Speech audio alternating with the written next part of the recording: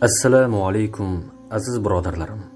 Videoni keng tarqalishi uchun like bosishni unutmang. Payg'ambarimiz alayhissalom sababchi bo'lgan qilgan bilan barobardir deganlar. Inshaalloh bu sabab siz ham ajrga ega bo'lasiz. Vassalomu alaykum va rahmatullohi va barakatuh. Ramazon oyi uchun sof savdoda juda ham katta skidka. Endi skidka nimaga degan insonlar uchun hozir tushuntirib o'taman. Minoxidil mahsulotlari 5, 10, 15, 16% gacha bor. Rezultat juda ham zo'r bo'lyapti. Semirtirish uchun samyuvanli va jenshin mahsulotlargacha bor. Bemalol murojaat qilishingiz mumkin. Tabiiy mahsulotlar. Me'da qurtidan 100% ga xalos bo'lmoqchi bo'lsangiz, Bendax mahsulotlari Misrda ishlab chiqarilgan, rezultat juda ham zo'r bo'lyapti. Bir kursini olib xarid qilasiz, 40 kunda me'da qurtini 100% ga to'kib beradi. Prostatadan, pochka shamollashlardan xalos bo'lmoqchi bo'lgan insonlar uchun Arabiska Med kompaniyasida ishlab chiqarilgan, rezultat juda ham zo'r bo'lyapti. Alhadiya mahsulotlari Qozog'istonniki, rezultati chotki, original alhadayi. Omega mahsulotlari bor, rezultati juda ham zo'r. Ko'zga ozdirish mahsulotlari, ozdirish 7 kilogramdan 25 kilogramgacha ozdirib beradi. Sport pitaniyalari, protein, gener, aminokislotalar, bularning barchasi skidkaga tushgan. Dastavkalarimiz besplatni. Moskva hamda Sankt-Peterburg shaharlaridagi do'konlarimizga tashrif buyuring, skidkalarimizga ega bo'ling va addushi podarkamizga ega bo'ling. Salomat bo'ling. Insonni yaratgan, uni tabiatini bilgan Alloh taolo aytayaptiki, sizlarning qalbinglar faqatgina Allohning zikri bilan orom oladi. Demakki, insonning qalbi orom olgandan keyin, sakinat, taskin topgandan keyin u saodatli bo'ladi, baxtli bo'ladi. Hamma inson saodat istaydi, baxt istaydi, osoyishtalik istaydi, sakinat istaydi. Va mana shu maqsadga yetishlikda kimdir boyligini maqsad qilib qo'yadi. Boylikka yetsam baxtli bo'laman deydi. Kimdir mansabga yetsam deydi. Xullas, har kim o'zicha bir andozalarni, miqyoslarni, o'lchovlarni qo'yib olgan oldiga. Lekin siz bilan bizni yaratgan Parvardigorimiz subhanahu va taolo aytayapti: "Ogoh bo'linglar, ko'zinglarni ochinglar. Inson faqatgina qalbi Allohni zikr qilgandagina orom oladi." Bugun zikr haqida suhbat qilamiz. Alloh taoloni zikr qilishdan ko'ra qalbni ochadigan boshqa amal yo'q. Alloh taoloni zikr qilishdan ko'ra savobi ulug'roq bo'lgan amal yo'q. Demak, insonning qalbini ochilishligi, yuksalishligi Allohning zikriga bog'liq bo'ladi. Alloh taolo Qur'onda marhamat qiladi: "Fazkuruni azkurukum." Ey bandalar, meni eslanglar, meni zikr qilinglar, men sizlarni eslayman. Bilasizlarmi? Yer yuzida bir jannat bor. Allohning zikri degan jannat. Allohning zikri bu yerdagi jannat. Kim mana shu yerda yashab turib shu jannatga kirmagan bo'lsa, oxiratdagi jannatga kirmaydi. Ilm majlisi, Qur'on tilovati, Allohning zikri bo'lgan halqalar. Mana shu zikrda o'tirgan odam jannatga kirgan hisoblanadi yer yuzidagi. Endi yer yuzidagi jannatga kirdimi, inshaalloh oxiratdagi jannatga ham kiradi.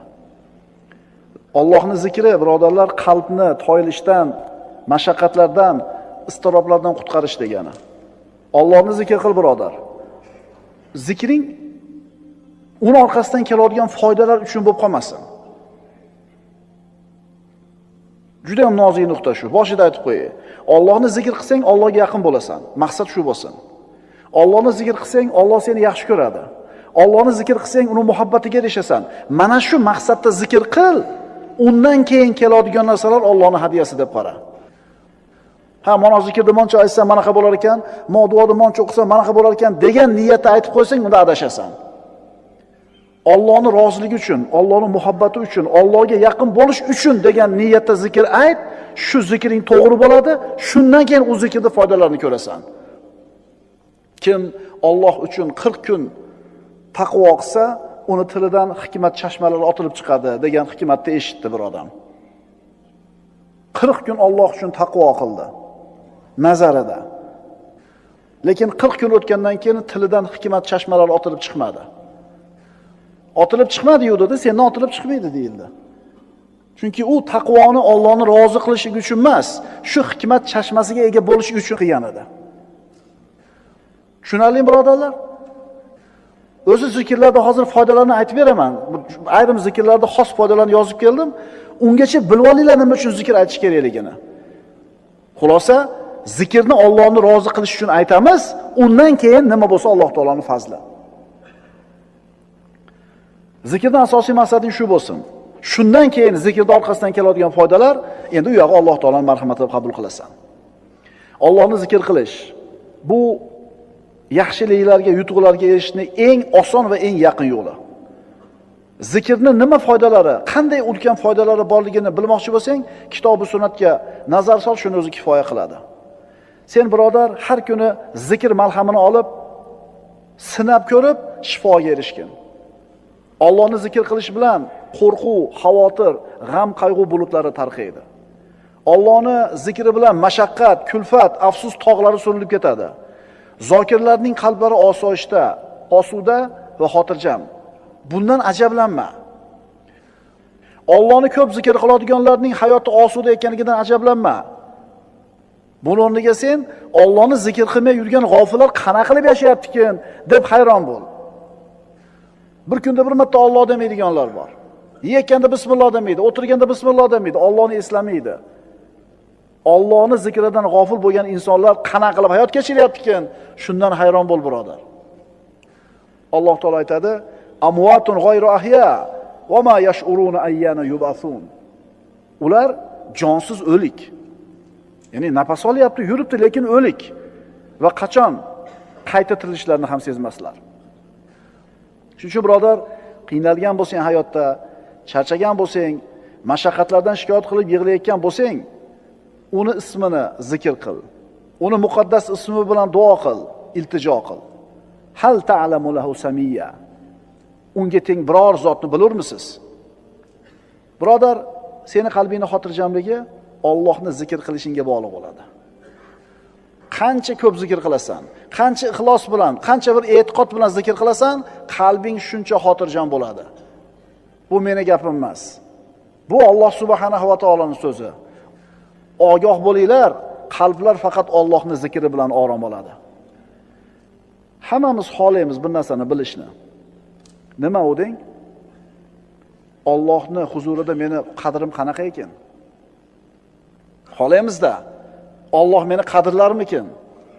Allohning huzurida meni qadrim qanaqa ekan? Bilishni xohlaysan, birodar? Albatta xohlaysan. Buni yo'li bor. O'zingga qarab ko'r. Sen uchun Allohning zikri qaysi o'rinda? Allohning zikr qilishligini qadri senga qanchalar baland? Shunga qarab seni ham qadring belgilanadi Allohning huzurida. Zikr siz uchun qanchalar qadrli? Shunga qarayanda bu yog'ini bilib olavering.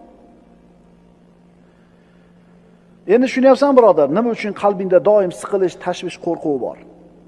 Endi tushunyapsizlarmi nimaga odamlar shunqa bir siqilib, bo'g'ilib yashaydi? Nima sababdan mana shu narsalar qalblarimizni egallagan? Endi anglayapsizlarmi? Agar bizni ham qalbimiz mana shu siqilishda, istirobda, bo'g'ilishda bo'lsa, demak, buni sababi nima ekan? Allohning zikridan uzoq ekanmiz. Shuning uchun shu muomalaga kirib qolamiz. Endi qutulishning yo'li Allohning zikriga qaytaylik. Voy birodarlar, zikr shunaqa zo'r ibodatki, uni vaqti yo'q. Albatta tahorat bo'lish shart emas, masjidga borish shart emas, yurib ketayotib aytsangiz bo'ladi, o'tirib aytsangiz bo'ladi, yonboshlab olib aytsangiz bo'ladi, aytsangiz bo'ldi. Shunaqa yengilki, shuni ham aytmaymiz-da. Nimaga aytmaymiz? Tillarimizga og'ir. Kishi Allohning zikrini tiliga kelishligi og'ir bo'layotganligi uning qalbidagi nifoq sababidan deyiladi. Tilingizga zikr kelishi qiyin bo'lyaptimi? Majbur qilib bo'g'ib aytyapsizmi? Zikr qilishlik oson emasmi, qiyin bo'lyaptimi? Qalbingizdagi nifoqning belgisi bor deydi ulamolar. Allohning zikri degani Allohga suyanish degani. Unga suyanish degani, ishonish degani, tavakkul qilish, qaytish degani. Allohning zikri degani Alloh haqida yaxshi gumon qilish degani, undan yengillikni kutish degani. Agar duo qilsang, Alloh senga yaqin. Nido qilsang eshitadi. So'rasang ato qiladi. Shuning uchun Allohga zorlan. Duo qil, undan qo'rqin. Sano ayt, hamd ayt, duo qil, istig'for ayt, uni pokiza ismini doim tinimsiz takrorla. Inshaalloh uni madadi bilan saodatni topasan, omonlikni, xursandchilikni, nurni, osoyishtalikni inshaalloh qo'lga kiritasan. Ogoh bo'linglar, qalblar faqat Allohning zikri bilangina orom oladi. Bo'ldi, ertadan shu zikrlarni aytaman degan xulosa bilan chiqib ketish kerak. Tevada 18 ta mavzu o'tdikmi? U bir tomon bo'lsa, bu o'zi bitta alohida tomon. Tushunyapsizlarmi? 18 ta darsimiz bitta pallada, mana shu zikr bitta pallada. O'sha 18 ta o'tgan narsamizni doim hayotımizda turishi, o'shunga amal qilishligimiz zikrga bog'liq. Estağfirullah. Fa'atahumullohu savabad dunya va husna savabil axirah vallohu yuhibbul muhsinin. Bas mana shunday zokirlarga Alloh dunyoda ham savob, g'alaba, mol davlatni berdi va oxiratda ham go'zal ajrni, jannatni ato qiladi. Kimga? Zokirlarga. Allohni ko'p zikr qiluvchi bandalariga. Payg'ambarimiz sollallohu alayhi vasallamdan mana Abu Dardo roziyallohu anhudan rivoyat qilingan hadisga qaraymiz. Rasululloh aytadilar, sizlarga amallaringlarni eng yaxshisini o'rgataymi? Podshohlaringiz huzuridagi eng pokizasini o'rgataymi? Darajalarni ko'taruvchi, oltin, kumushni sarflashingizdan ko'ra yaxshiroq, dushmanga ro'baro bo'lib, sizlar uni bo'yniga qilich urishinglar va ular ham sizlarni bo'yningizga qilich urishidan ko'ra yaxshiroq bo'lgan amalni xabarini beraymi? Ha deyish sahobalar. Zikrulloh dedilar Rasululloh. Allohning zikri, Allohning zikri. Alloh taolo Qur'onda aytadi: "Va la zikrullohi akbar." Allohni zikr qilishlik eng ulug' amal. Allohni zikr qilish eng ulug' amal. O'lik inson, o'lik uy. O'lik inson nafas olib turib harakatlanayotgan bo'lsa ham o'lik. Qalbingda qo'rquv, xavotir, vahima, siqilish bormi? Bu nima sababdan shular bor, bilasanmi? Payg'ambarimiz sollallohu alayhi vasallam aytadilar: "Masalul ladzi yazkuru robbahu val ladzi la yazkuru robbahu kamasalil hayyi val mayyiti." Buxoriydan. Robbisini zikr qiladigan odam bilan Robbisini zikr qilmaydigan odamning misoli tirik bilan o'lik odamning misoliga o'xshaydi. Nafas olib yurgan bo'lsa-yu Allohni zikr qilmaydigan bo'lsa, bu odam o'lik deyapti payg'ambarimiz. Endi bu o'lik qalbda qadam xursandchilik bo'lsin. Bunaqa o'lik qalbda qadam bir osoyishtalik, sakinat bo'lsin. Bunaqa o'lik qalbda saodat qayerdan bo'lsin? O'li bo'lgan bu qalb. O'lik uy. Uy ham o'lik bo'ladi. Garchi ichida odamlar yashayotgan bo'lsa ham. Imom Muslim keltirgan hadisda payg'ambarimiz aytadilar: "Masalul baytillazi yuzkarullohu fihi val baytillazi la yuzkarullohu fihi masalul hayyi val mayyiti." Ichida Alloh zikr qilinadigan uyning misoli va ichida Alloh zikr qilinmaydigan uyning misoli tirik bilan o'ligning misoliga o'xshaydi. Qarang, tirik uy bor ekan, o'lik uy bor ekan. Tirik odam bor ekan, o'lik odam bor ekan. Allohni zikr qilgan odam tirik, Alloh zikr qilingan uy tirik. Endi Allohni zikr qilmagan odam o'lik, Alloh zikr qilinmagan uy ham o'lik, o'likning ichidagi o'liklar. Uyingda birodar baraka yo'qmi? Osoyishtalik, sakinat yo'qmi? Qarab ko'rchi, uyingda Allohning zikri bormikin? Yo'q. Ko'pchilik uylarda Allohning zikri yo'q. Unda nima bor uylarda? Sanaymiz. Konsertlar, futbollar, masxarabozlarning tomoshalari, seriallar, oldi qochdi shoular. Agar seni birodar uyingda faqat shular bo'layotgan bo'lsa, sen qaysi saodatni uyingda istayapsan, birodar? Bunaqa Allohning zikri bo'lmaydigan uyda qanaqa sakinat bo'lishi mumkin? Axir bu uyga shaytonlar to'lib bo'lgan u. O'lik uyning ichidagi o'lik odamlar. Bir odam Alloh taolodan duo qilib bir hojatlarni so'raydi. Yana boshqa bir banda Allohni shunaqa ko'p zikr qiladiki, doim tili zikrda, zikr shunaqa band qilib qo'yganki, nimani so'rashligi esdan chiqib qoldi. G'ami, kamchiligi esdan chiqib qoldi. Endi buni holati nima bo'ladi? Rasululloh aytadilar: kimni meni zikr qilish o'zining hojatini so'rashdan to'sib qo'ygan bo'lsa, zikrni ko'p aytganligi bilan ovora bo'lib, ko'p zikr aytib, hojatini so'rash esdan chiqib qolsa, bas men unga so'rovchilar so'raydigan narsalardan ko'ra afzalroq narsani ato qilaman. Siz zikrni qilavering-da, indamay qo'ying nima kerakligini. Chunki Robbingiz o'zi biladi sizga nima kerakligini. So'rash ibodat. Zikr ham ibodat. Lekin zikrni qarang-da, ham zikr bo'lyapti, ham so'rash bo'lyapti bir vaqt o'zida. Shuning uchun aytildi-da, "Vala zikrullohi akbar." Allohning zikri eng buyuk amal. Alloh taolo aytadi: "Men bandamning men haqidagi gumonidaman. Agar u bandam meni zikr qilsa, men u bilan birgaman. Agar u meni o'zining nafsida zikr qilsa, men ham uni o'z nafsimda zikr qilaman." Alloh sizni zikr qilishi nima, bilasizmi siz? Aqlingiz bavar qiladigan narsa emas. Siz aqlingiz yetmaydi. O'ylang, bir mahallangizda bir odam bor edi yoki billa katta bo'lgan o'rtog'ingiz bor edi. Billa yasharingiz, bir kun kelib prezident bo'ldi. Mamlakatingizning prezidenti bo'ldi. Keyin rosa mansabda cho'qqisida turgan paytda bir intervyusida sizni esladi. Men maktabda o'qigan paytimda falonchi o'rtog'im bo'lardi. Shu mana fandan menga yordam berar desa, bilasizmi qanday baxtli his qilasiz o'zingizni? Chunki sizni kim zikr qildi? Kim esladi sizni? Prezident. Endi Alloh sizni zikr qilsa, bilasizmi nima bu siz uchun? Bu sakinat, osudalik, barakot, saodat. Agar banda meni o'zini nafsida zikr qilsa, men o'zimni nafsimda zikr qilaman. Agar meni o'sha bandam bir majlisda, maloda, bir jamoat ichida zikr qilsa, men u bandamni ularning majlisidan ko'ra yaxshiroq bo'lgan majlisda zikr qilaman. Maloil a'lo, maloikalarning majlisida zikr qilaman deyapti Alloh taolo. Alloh sizni zikr qilsa, birodar, bilasizmi sizga nima bor? Rahmat, qo'llashi, inoyati, panohi degani. Banda Allohni zikr qilsa, Alloh shu banda bilan birga bo'ladi. Alloh siz bilan birga bo'lishini xohlasangiz, Allohni zikr qiling.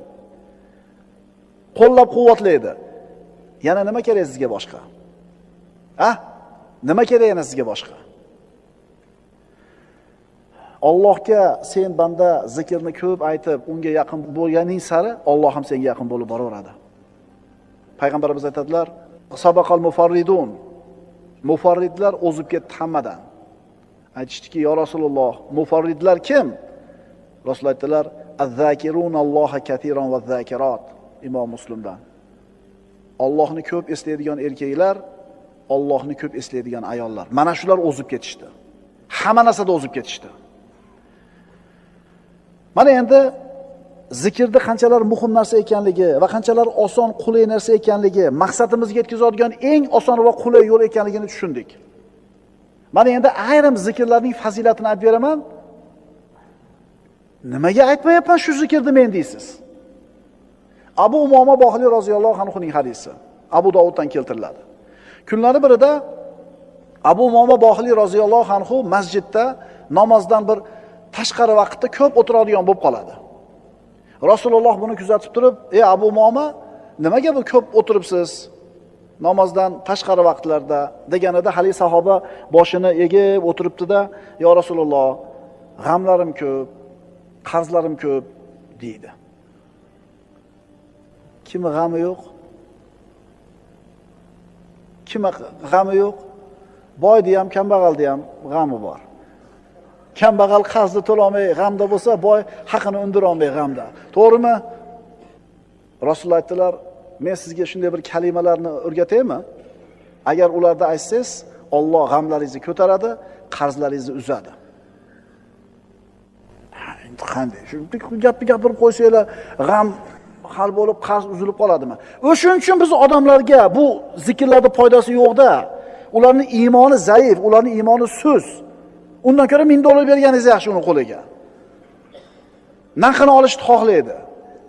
Mana shu yerda mo'minni mo'min emas odamdan farq ajraydi-da. O'rgating yo Rasululloh dedi. Rasululloh aytdilar, shunday deng: "Allohumma inni a'udhu bika minal hammi wal hazan va a'udhu bika minal ajzi wal kasal va a'udhu bika minal jubni wal bukhl va a'udhu bika min ghalabati ad-dayni va qahri ar-rijal." Haligi sahoba eshitdi, yodladi va aytib yurdi. Hech qancha vaqt o'tmadi, Alloh g'amlarimni ham ko'tardi, qarzlarimni ham uzdi deydi. Endi aytamiz, chunki g'am hal bo'lar ekan, qarz uzilar ekan. Lekin boshida aytdik darsimizni. Bu zikrlarda aytishdan maqsad Allohning roziligi, Allohning muhabbati, Allohning yaqin bo'lishlik bo'lsin. Bu masalalar keng beradigan narsalar. Bir qori ukam shu muammoga kirib qolganida men ham xuddi shu nasihatni qilgan edim. Bir oy o'tmadi domla, hamma yoq hal bo'ldi deb keldi. Chunki biz o'zimiz ham ko'rganmiz-da bu zikrda aytib turib, hayotimizda ta'sirini, hayotimizda samarasini ko'rganmiz. O'shuning uchun ishlanib aytgan edik. Ishlanib aytgan ekan, Alloh hal qilibdi. Bir oyda problemalar hal bo'ldi, domla deyapti. Birodarlar, uyga kirib olib yig'laysiz. Yig'laysiz. O'sha qilgan duolaringizni, zikrlaringizni foydasini ko'rganingizda kirib shukronasiga yig'laysiz. Lekin zikrni umuman qo'ymay qo'yasiz. Zikrni umuman tilingizdan qo'ymay qo'yasiz. Biz mana shu hadisni voqeligini hayotimizda o'zimiz ham ko'rdik, shogirdlarimizni ham ko'rdik, sizlarda ham inshaalloh ko'ramiz. Faqat ixlos bilan aytilsin, doimiy bo'lsin. Yustajabu li ahadikum ma lam yasta'jil ila Rasululloh.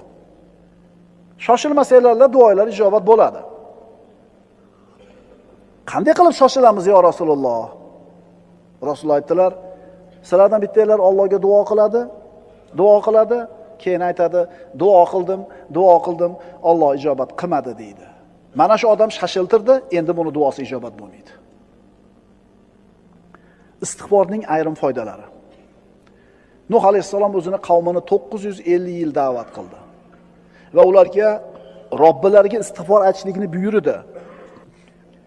Avvalambor gunohlarga mag'firat. Men dedimki, Parvardigoringizdan mag'firat so'ranglar, albatta u o'ta mag'firatli bo'lgan zotdir. Ikkinchisi, yomg'ir yog'ishiga sabab. Yursilis sama alaykum midrara. U zot ustinglarga osmondan yomg'ir yog'diradi. Rizqmi, barakami? Uchinchi foydasi, moli dunyo, farzandlar bilan quvvatlaydi. Va yumdidkum bi amwalin va banin. Va sizlarga moli dunyo, bola chaqa bilan madad beradi. To'rtinchi foydasi, bog' va bo'stonlarga sabab bo'ladi. Va yaj'alakum jannatin. U Alloh sizlarga bog' va bo'stonlarni beradi. Beshinchi foydasi, daryolarda suvni serob bo'lishiga sabab. Va yaj'alakum anhara. Sizlarga oqar daryolarni ato qiladi. Bitta istig'forga. Oltinchi foydasi, jismoniy quvvatingga quvvat bo'ladi istig'forni ko'paytishing. Va yazidukum quvvatan ila quvvatikum. Va kuch-quvvatlaringizga yana kuch-quvvat beradi. 7-chi foydasi, istig'for chiroyli rizqni kelishiga sabab bo'ladi. Yumatti'ukum mata'an hasanan ila ajalin musamma. U Alloh sizlarni ma'lum muddatgacha chiroyli rizq bilan bahramand qilur. 8-chi foydasi, har bir fazl egasining fazliga erishishiga sabab bo'ladi. Va yu'ti kullazi fadlin fadlahu. Va har bir yaxshilik sohibiga yaxshilik mukofotini berur. 9-inchisi, balolarni daf bo'lishiga sabab bo'ladi istig'for. Va ma kana Allohu mu'azzibahum va hum yastaghfirun. Modomiki ular istig'for aytib turar ekan, Alloh ularni hargiz azoblamaydi. Sanab chiqamiz, kelinglar. Istig'forning birinchi foydasi gunohlarga mag'firat. Yomg'ir yog'ilishiga sabab, moli dunyo, bola chaqa, bog' bo'ston, daryolar, quvvat, chiroyli rizq, har bitta fazl egasi fazlini oladi, balolarni daf bo'lishi. Bitta istig'for uchun. Yana nima kerak sizga? Yana nima kerak? Nimada yuribsiz o'z ko'chada? Bola, chaqa, tirikchilik, hammasi istig'forning ichida turibdi. Quvvatda yurmayapsiz ko'chada, quvvat ishida ekan. Daryo, yomg'ir, bog'roq nimani evaziga berilyapti? Voy, men nima qilib yuribman istig'for etmasdan degan xayol keldimi kallanglarga? Astagfirullohal azim va atubu ilayh. Astagfirulloh va atubu ilayh. Astagfirulloh. Qaysinisi tilingizga qulay? Ketkuchi aytib keting shuni mashinada uyingizga. Ishga ketkuchi aytib keling. O'tirib ayting, turib ayting, ishga ketayotib ayting, yurib ketayotib, kiyinayotib ayting, zikr ayting birodar. Bilasizmi zikr nimaga o'xshaydi? To'ydagi gul qurishni boshlaganda suv qo'yasiz, u gul yashnaydi. Ana shu gul siz bilan bizning qalbimiz. Ana shu quyilayotgan suv Allohning zikri. Shuning uchun aytdik, Allohni zikr qilayotgan odamning qalbi xotirjam, osoyishta bo'lganiga hayron bo'lma. Allohni zikr qilmayotganlar qana yashayotganiga hayron bo'l. Salovatning foydalari. Payg'ambarimiz Muhammad Mustafa sallallohu alayhi vasallamga salovat aytishning foydalari. Rizqni keng bo'lishi, hojatlarning ravo bo'lishida Rasulullohga salovat aytishlikning fazilati. Odamlarning ko'pi mana shu haqiqatdan bexabar. Salovat aytsa, hamma muammolar hal bo'lishidan bexabarligi uchun salovatga beparvo. Qaytarib aytaman. payg'ambarimizga salovat aytishlik hamma muammolarni hal bo'lishligini sababi insonlarda aqli yetmaydigan, insonlarda qo'lidan kelmaydigan masalalarni hal bo'lishi ham salovatga bog'liq. Ishonasizmi, birodar? Ishoning. Qanday endi men Allohumma solli ala sayyidina Muhammad deb yursam, problema seniki hal bo'lmaydi. Seniki hal bo'lmaydi million marta aytsang ham, chunki iymon yo'q. Endi u problema hal bo'lish uchun aytyapsan, o'shuning uchun ham hal bo'lmaydi seniki. Avvalambor Muhammad Mustafa sallallohu alayhi vasallamga salovat aytishlik Allohning buyrug'i. Astagfirullah. Innalloha va malaikatahu yusalluna alan nabiy. Ya ayyuhallazina amanu sallu alayhi va sallimu taslima. Albatta Alloh ham salovat aytadi payg'ambarga, malaikalar ham aytadi salovat payg'ambarga va ey mu'minlar, sizlar ham payg'ambarga salovat aytinglar. Qarang, Alloh taolo o'zi aytayapti salovatni. Tushunyapsizlarmi qanaqa ulug' ibodat bu? Ubay ibn Ka'bning hadisiga murojaat qilamiz. Ubay ibn Ka'b mushtahid sahobalardan bo'lgan. Eng peshvo ilmdagi sahobalardan bo'lgan. O'zini qiladigan duolari bo'ladi kunda. Ya Rasululloh, shu duolarim ichidan qanchasini sizga salovat qilay dedi. Duo qiladi, qanchasi sizga salovat bo'lsin dedi. Rasululloh aytdilar, qancha ko'p bo'lsa shuncha yaxshi. Yarmini qilaymi, 3dan 1ni qilaymi? Payg'ambarimiz qancha ko'p bo'lsa shuncha o'zingga yaxshi deurdilar. Shunda Ubay ibn Ka'b aytdiki, unday bo'ladigan bo'lsa, hamma duoyimni sizga salovat qilib olaman dedi. Faqat salovat aytaman dedi. Mukofotni qarang. Rasululloh aytdilar, "Idan tukfa hammaka va yughfardan buka." Unday bo'lsa, bu ishingiz g'amlaringizga kifoya qiladi, gunohlaringizni mag'firat bo'lishiga sabab bo'ladi dedilar. Salovatni qancha ko'p aytsang, muammoing qolmaydi deyapti. Imom Bayhaqiy Shu'abul Iymonda Anas ibn Malikdan keltirilgan hadisda aytadi, kim payg'ambarimiz sollallohu alayhi vasallamga 100 ta salovat aytsa, Alloh taolo mana shu bandani 100 ta hojatini ravo qiladi. 70 tasi oxirat hojatlaridan bo'ladi, 30 tasi dunyo hojatlaridan bo'ladi. Kim payg'ambarimiz sollallohu alayhi vasallamga 100 ta salovat aytsa, Alloh taolo mana shu bandani 100 ta hojatini ravo qiladi. 70 tasi oxirat hojatlaridan bo'ladi, 30 tasi dunyo hojatlaridan bo'ladi. Kunda bitta hojatingiz ravo bo'lsa, o'zi qanaqa xursand bo'lib ketasiz-a? Ertaman chiqib kech-kech yurasiz, bitta problemangizni hal qilib kelsangiz, bugungi kunim yaxshi bo'ldi. Bitta problemamni nima qilib oldim? Robbing 30 ta muammoini hal qilib beradi. Agar salovat aytsang 100 marta. Muhammad alayhisalomga salovat aytishning samaralari. Salovatni ko'p aytgan odamga savoblari 10 barobar ko'paytiriladi. Darajasi 10 barobar ko'tariladi. 10 ta gunoh o'chiriladi. Qiyomatda shafoatga ega bo'ladi. Alloh taolo uning g'amlariga o'zi kifoya qiladi. Malaikalar unga salovat aytadi. Allohning amrini bajo keltirgan bo'ladi. Duolarning ijobati bo'lishiga sabab bo'ladi. Mo'min kishi salovatni ko'paytar ekan, baxilligidan omon bo'ladi. Baraka kelishiga sabab bo'ladi. Qiyomat kuni bandani qadami sobit bo'ladi. Allohga yaqin bo'ladi. Dunyo oxiratda maqsadiga erishadi. Rahmat eshiklari ochiladi. Payg'ambarga salovat ko'paytgan kishiga payg'ambarimizga bo'lgan muhabbati isboti topiladi. Faqirlikni yo'q bo'lishiga sabab bo'ladi. Musulmonning qalbi tirilishiga sabab bo'ladi. Rasulullohga manzilat jihatdan yaqinlashadi va yana bundan boshqa 100 dan ortiq fazilatlarga, xayriyatlarga ega bo'ladi. Kim? Rasululloh sollallohu alayhi vasallamga salovat etgan kishi. Ana istig'forning foydasi. Ana salovatning foydasi. Yana aytiladi, kim kalima tavhidni la ilaha illalloh vahdahu la sharika lah lahul mulku va lahul hamdu va huva ala kulli shay'in qodirni bir kunda 100 marta aytsa, 100 ta gunoh o'chiriladi, 100 ta savob yoziladi, 100 ta darajasi ko'tariladi va Alloh uni 100 ta balodan saqlaydi. Yana nima kerak bizga? Yana nima kerak bizga? Afzalu zikri la ilaha illalloh. Zikrlarning eng afzali la ilaha illalloh. Rizq masalasi birodarlar doim dolzarb mavzu bo'lib kelgan. Rizq juda ko'p odamlarning asosiy birinchi o'rindagi g'amiga aylanib qolgan. Hamma zamonda, hamma makonda yashagan odamlarni bu mavzu o'ylantirgan. Albatta odamga tirikchilik kerak. Uy kerak, kiyim-kechak kerak, oziq-ovqat kerak, oila kerak, mashina kerak, uy-joy kerak, xullas, tirikchilik kerak. Endi mana shu rizq masalasida, tirikchilik masalasida odamlarni hammalarini tasavvurlari har xil.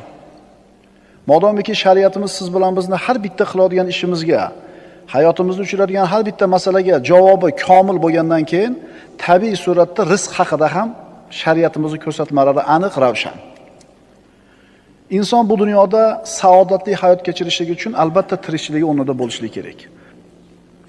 Ammo saodatni faqat mana shu puldan, pulni ko'pligidan, boy bo'lishdan deb o'ylaydigan odamlar ham bor. Bunaqa odamlar o'lchov tushunchasi, tasavvuri noto'g'ri bo'lganligi uchun hamma narsani pul hal qiladi deb o'ylashadi. Qaysi narsani pul hal qila olmasa deydi, uni katta pul hal qiladi deydi. Va mana shu e'tiqodini to'g'ri deb biladida, shu e'tiqodini yo'lida nimalarga o'zini o'rayotganligini ko'rmaysiz. Lekin haqiqatda shunaqami? Insonni saodatli hayot kechirishi uchun eng asosiy narsa pulmi? Yo'q. Eng asosiy sabab bu uning o'lchov tushunchalarining to'g'ri bo'lishligi, tasavvurlarining to'g'ri bo'lishligi. Agar faqatgina pul bilan inson baxtli bo'ladi deyilsa, boy odamlarning ichida bironta baxtsiz qolmasligi kerak. Hammasi baxtli bo'lish kerak. Lekin haqiqatdan shunaqami? Birodarlar, baxt bu pulni ko'pligida emas. Baxt faqatgina sog'ligida emas. Baxt faqatgina tinchlikda emas. Bular har bittasi baxtni tashkil qiladigan bir unsurlar, elementlar. Baxt, birodarlar, o'lchov tushunchani to'g'ri bo'lishligida. Iymonda va o'lchov tasavvurni, o'lchov tushunchani to'g'ri bo'lishligida. Lekin rizqing keng bo'lsa, boy bo'lsang, sen baxtlisan degan tushunchani mahkam ushlagan odamlar mana shu pul topishlikka, rizqqa kirganda nima ishladi qilayotganini ko'rib hayron qolasiz. Qarindoshchilikni uzayotgan shular, tarozdan urayotganlar shular, har xil firibgarlik qilayotgan shular. Ustaga ishonib turib, uydagisi shunday topshirib qo'yadi pulni. Buxgalteriyani. Mana Xudo berdi-da. To'g'rimi ustalar? Xudodan qo'rqmagan, rizq haqidagi tasavvuri to'g'ri bo'lmagan, taqvosi bo'lmagan odamga bo'lib beradi-da. Bitta nol qo'shib qo'yaveradi.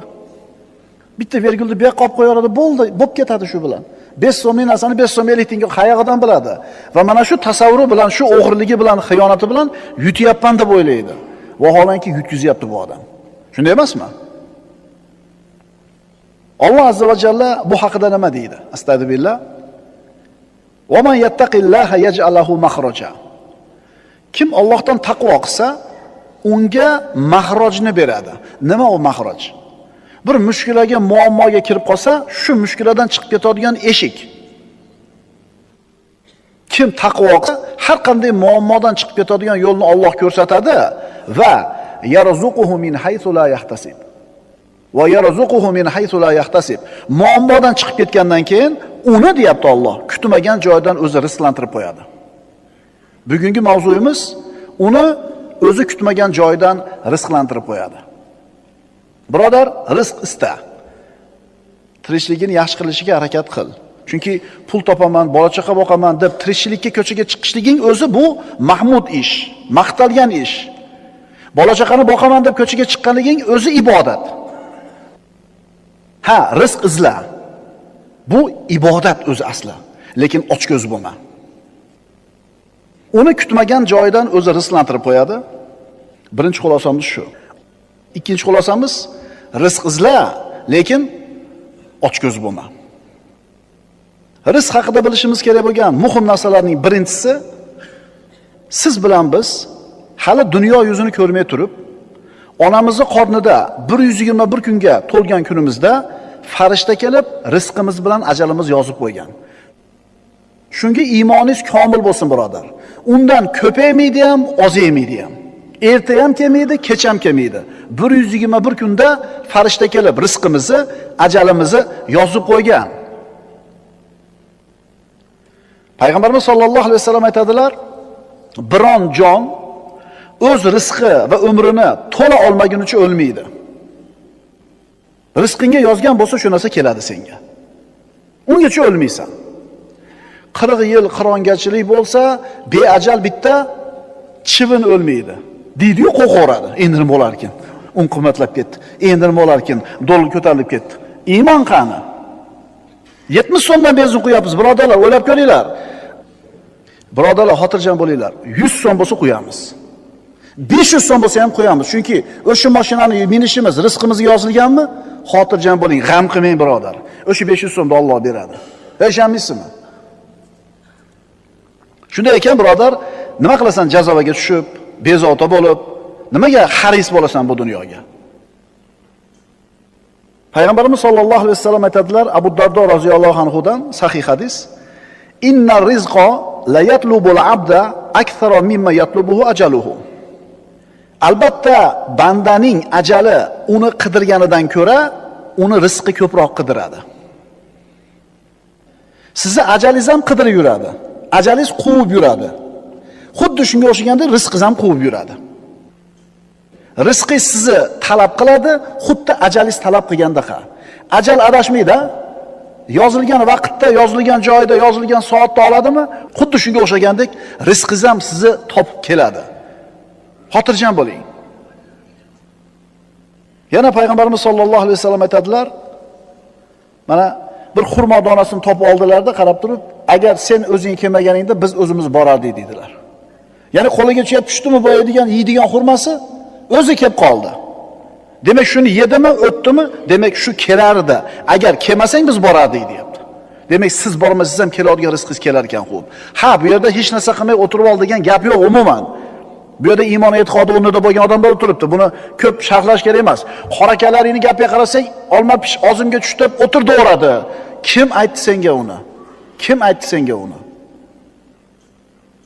Ista kiyigini top, oshcha shovqin qilma qochib ketmasin. Kamoningni cho'z, qo'yib yubor. Lekin tavakkal qildi u yog'ini. Kamon qo'lingdan chiqib ketdi o'qi. Endi seni qo'lingda hech narsa yo'q. Shu yog'ini tavakkal qil deyapmiz. U to'rgan tomonga gumot otib qo'yib turib kiyik istamaydi-da odam. Birodar, Alloh Razzoq. Hamma mahluqotning rizqini beradi. Hammani rizqini o'zini zimmasiga olgan. Seni ham, meni ham rizqim Allohning zimmasida. Ana shu rizqni o'zi belgilab qo'ygan. O'sha belgilangan rizqdan ortib ham ketmaydi, kamayib ham ketmaydi. Siqilma, o'kinma, g'am qilma, mahzun bo'lma. Chunki peshinangga nima qilingan? Yozib qo'ygan rizq. Qarang, yer ostidagi qurt qumursqani ham rizqini kim beryapti? Alloh beryaptimi? Endi ana shu aqlsiz, ongsiz bo'lgan jonivorga rizq bergan Alloh senga rizqini bermaydimi? Siqilma, mehnat qil, sababini qil, g'am qilma. Astagfirullah. Va ma min dabbatin fil ardi illa alallohi rizquha. Alloh taolo Hud surasida aytayapti. O'rmalagan narsa borki, barchasining rizqi Allohning zimmasidadir. Va ya'lamu mustaqarraha va mustavda'aha kullun fi kitabin mubin. U zot ularning turar joylarini ham, borar joylarini ham bilur. Hamma narsa ochiq, ravshan kitobda bordir. Qushlar ham o'zining rizqini topib yeydi. Qushlarning ham rizqini Alloh taolo beradi. Mana shu qushlarning rizqlanishi haqida alohida hadis bor. Umar ibn Xattob radhiyallohu anhudan payg'ambarimiz sollallohu alayhi vasallam aytadilar: "Law annakum kuntum tawakkaluna ala Allohi haqqa tawakkulihi la ruziqtum kama turzaqut tayr, taghdu himasan va taruhu bitona." Agar sizlar, deyaptilar Rasululloh, haqiqiy tavakkul qila olganinglarda, chinakamiga rizqinglar ishini Allohga topshira olganinglarda, Alloh sizlarni qorninglarni xuddi qushni qornini to'yg'izgandek to'yg'izardi. Qushni rizqlantirgandek sizlarni ham rizqlantirar edi. Endi qarang bu yog'ini. Qush inidan albatta och qolib chiqib ketar ekan. Kechki payt uchib kelganda albatta to'q bo'lar ekan. 1 metr qora olib qo'ysa, qushlar o'lib ketadimi? Yo'q. Odamlar uyga keladi. Qo'yxonangizdagi narsani cho'qiydi, tovuqxonangizdagi narsani cho'qiydi, o'lib qolmaydi. Nimasi bor qushda aytinglarchi? Do'koni bormi? Konteyneri bormi? Yo olib qolgan 3-4 qop uni bormi? Nimasi bor? Sababi bor, tavakkuli bor. Qonatini qoqib inidan chiqadi, albatta qorni to'q bo'lar ekan. Endi ana shu aqlsiz, ongsiz bo'lgan qushga rizq bergan Alloh senga rizq bermay qo'yadimi? Ha, hozir ishing yurishmayotgandir. 1 yil, yarim. Sababini qilsang ham ishing yurmayapti. Qarzdan qutula olmayapsan, ishing oldiga ketmayapti. Birodar, jinday sabr qil. Ozgina sabr qil. Qushni rizqini bergan senga bermaydimi?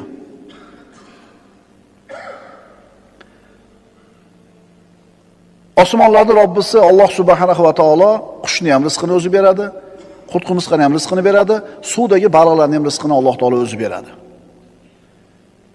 Sen bo'lsa siqilib rizq topaman deb nima g'amlarni qilib yuribsan?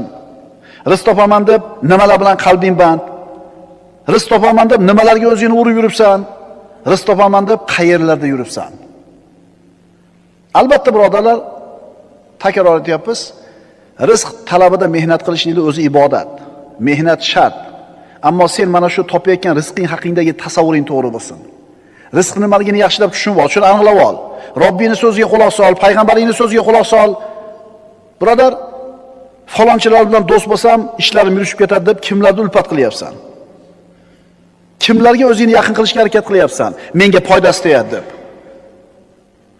Allohni o'zingga do'st tutmaysanmi? Axir Alloh Razzoq bo'lgan zot. Shu zotni do'st tutmaysanmi? Alloh taolo aytadi. Astagfirullah. Afa g'ayrallohi attaxidu valiyan fatiris samawati val ard va huwa yut'imu va la yut'am. Alloh taolo aytayapti. Ayting, mana rizq topaman deb kimlarga ulpatsiz? Rizq qilib ulpat topaman deb kimlarga sherik bo'lyapsiz? Menga foydasi tegadi tirishingda deb kimlarning orqasidan yugurib yuribsiz? Alloh aytayapti. Ayting, o'zi rizqlanmasdan hech kimdan rizq olmaydi Alloh. O'zi rizqlanmay, taomlanmasdan barchani taomlantirgan holida osmonlar va yerning yaratuvchisi bo'lgan Allohdan o'zgani do'st tutaymi? Ha, rizq masalasida Alloh ekan u, yakka yagona hukmron. Rizq masalasida Allohning do'st tutish o'rniga nima boshqalarni do'st tutaymi? Sen birodar, rizq topishlikda balg'adan ko'ra salohiyating kattaroq. Hunaring bor, tijorating bor, kasbing bor, aql hushing bor. Ammo jonivorlarda nimasi bor? Tavakkuli bor, o'sha qonatini qoqib chiqib ketishligi bor. Inidan ushib chiqadi, tamom. Shuning uchun birodar, rizqing haqida oshcha g'am qilma. Harakatni qil, sababni qil, tamom, yozilgani keladi. Hadeb nima qilma? Siqilaverma. Qizlarim ham katta bo'lib qoldi. Tomni yopish kerak. Ishonaver birodar, bu tajribadan million marta o'tgan. O'sha qizini chiqaradigan paytda Alloh shu qizini chiqarishga kerak pulni beradi. O'sha tomni yopish kerak, qish kelib qoldi. O'sha tomni yopish kerak pul beradi. O'shuning uchun eskilarning gapi bor. Uy bilan to'yda rizqini kim beradi? Qolganlari-chi? Ha, o'sha fikrni davom ettir. Senga o'sha to'y paytida pul zarur bo'ldi, Alloh yetkazib qo'ydi. Bilmay qolding qandan kelib bitib ketdi to'y. Keyin to'xtab qoldi yana. Tomni yopding, uyga kirib olding, yana to'xtab qoldi. Qaraginda, zarur bo'lgan paytda Alloh taolo beradi. O'shuning uchun aytyapmiz, birodarlar, gap pulni qanchaligida emas, insonda saodatli bo'lishligi. Mana ikkita narsada, o'lchov tushunchada, tasavvurda. Inson nima sababdan rizqi tang bo'lib qoladi? O'zi asli. Nima sababdan mashaqqatli hayotga qoladi? Mana shu rizqi tang bo'lgandan keyin insonning qalbi albatta sakinatini yo'qotadi. Qalbi iztirobda bo'ladi. Nima sababdan deb so'rasin. Alloh bandalarga mehribon, lekin bandalar o'zi yomon. Mana endi nima sababdan tang bo'lib qoladi rizqing? Birinchi sabab, banda Allohdan uzoqlashgan paytda rizqi tang bo'lib qoladi. Rizqi tang bo'lib qoladi, kambag'al bo'lib qoladi demayapmiz. Chunki topish tutishi zo'r bo'lib turib ham tang yashashi mumkin inson. Va aksincha, topish tutishi zo'r bo'lmasa ham hayoti osuda bo'lishi mumkin.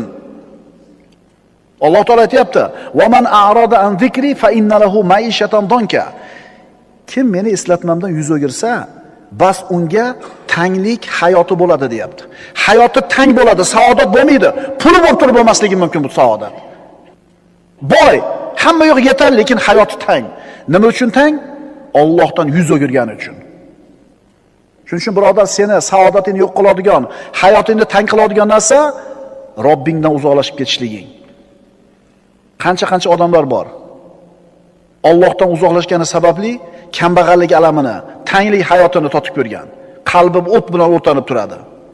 Ana shularda ba'zilari avval boy badavlat bo'lgan, rizqi keng bo'lgan, tanasi ofiyatda bo'lgan, zo'r yashagan. Keyin haddidan oshdi, Allohdan yuz o'girdi, namozga beparvo bo'ldi, gunoh ma'siyatga kirib ketdi. Mana endi Alloh taolo ularni mana shu fe'llari uchun keng rizqini tortib qo'ydi, salomatchiligini olib qo'ydi, faqirlik bilan, qayg'u bilan, tangligi bilan baloladi. Boshi g'alvadan, muammodan chiqmay qo'ydi. Alloh taolo aytadi: "Lekin agar ular payg'ambarlarimizni yolg'onchi qilishmaganida, biz ularga keng rizq bergan bo'lar edik, lekin ular yolg'onchi qilishdi, bas ularni o'zlari qilgan gunohlari sababli ushladik." Kim Allohning eslatmasidan yuz o'girsa, bas unga tanglik hayoti bo'lur va qiyomat kunida biz uni ikkala ko'zini ko'r holda tiriltiramiz deydi Alloh. Banda so'raydi qiyomatda: "Robbi lima hashartani a'ma va qad kuntu basira." Parvardigor, nimaga meni ikkala ko'zimni ko'r qilib tiriltirding qiyomatda? Axir ko'rar edim-ku deydi. Alloh taolo aytadi: "Senga mening oyatlarim kelganda yuz o'girgansan, esdan chiqargansan, fakazalikal yawma tunsa." Bugun sen ham unutilasan deydi. Birodar, seni hayotingni tang bo'lishligi, rizq masalasida siqilib bo'g'ilib yashashligingni asosiy sababi Robbingdan uzoq bo'lib ketayotganing.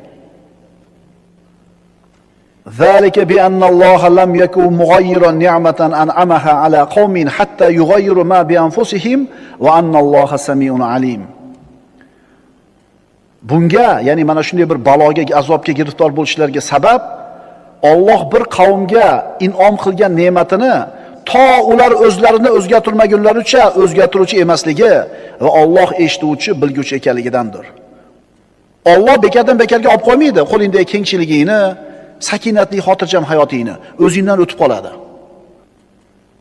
Xudoyim bandasiga mehribondir, va lekin bandasi o'zi yomondir.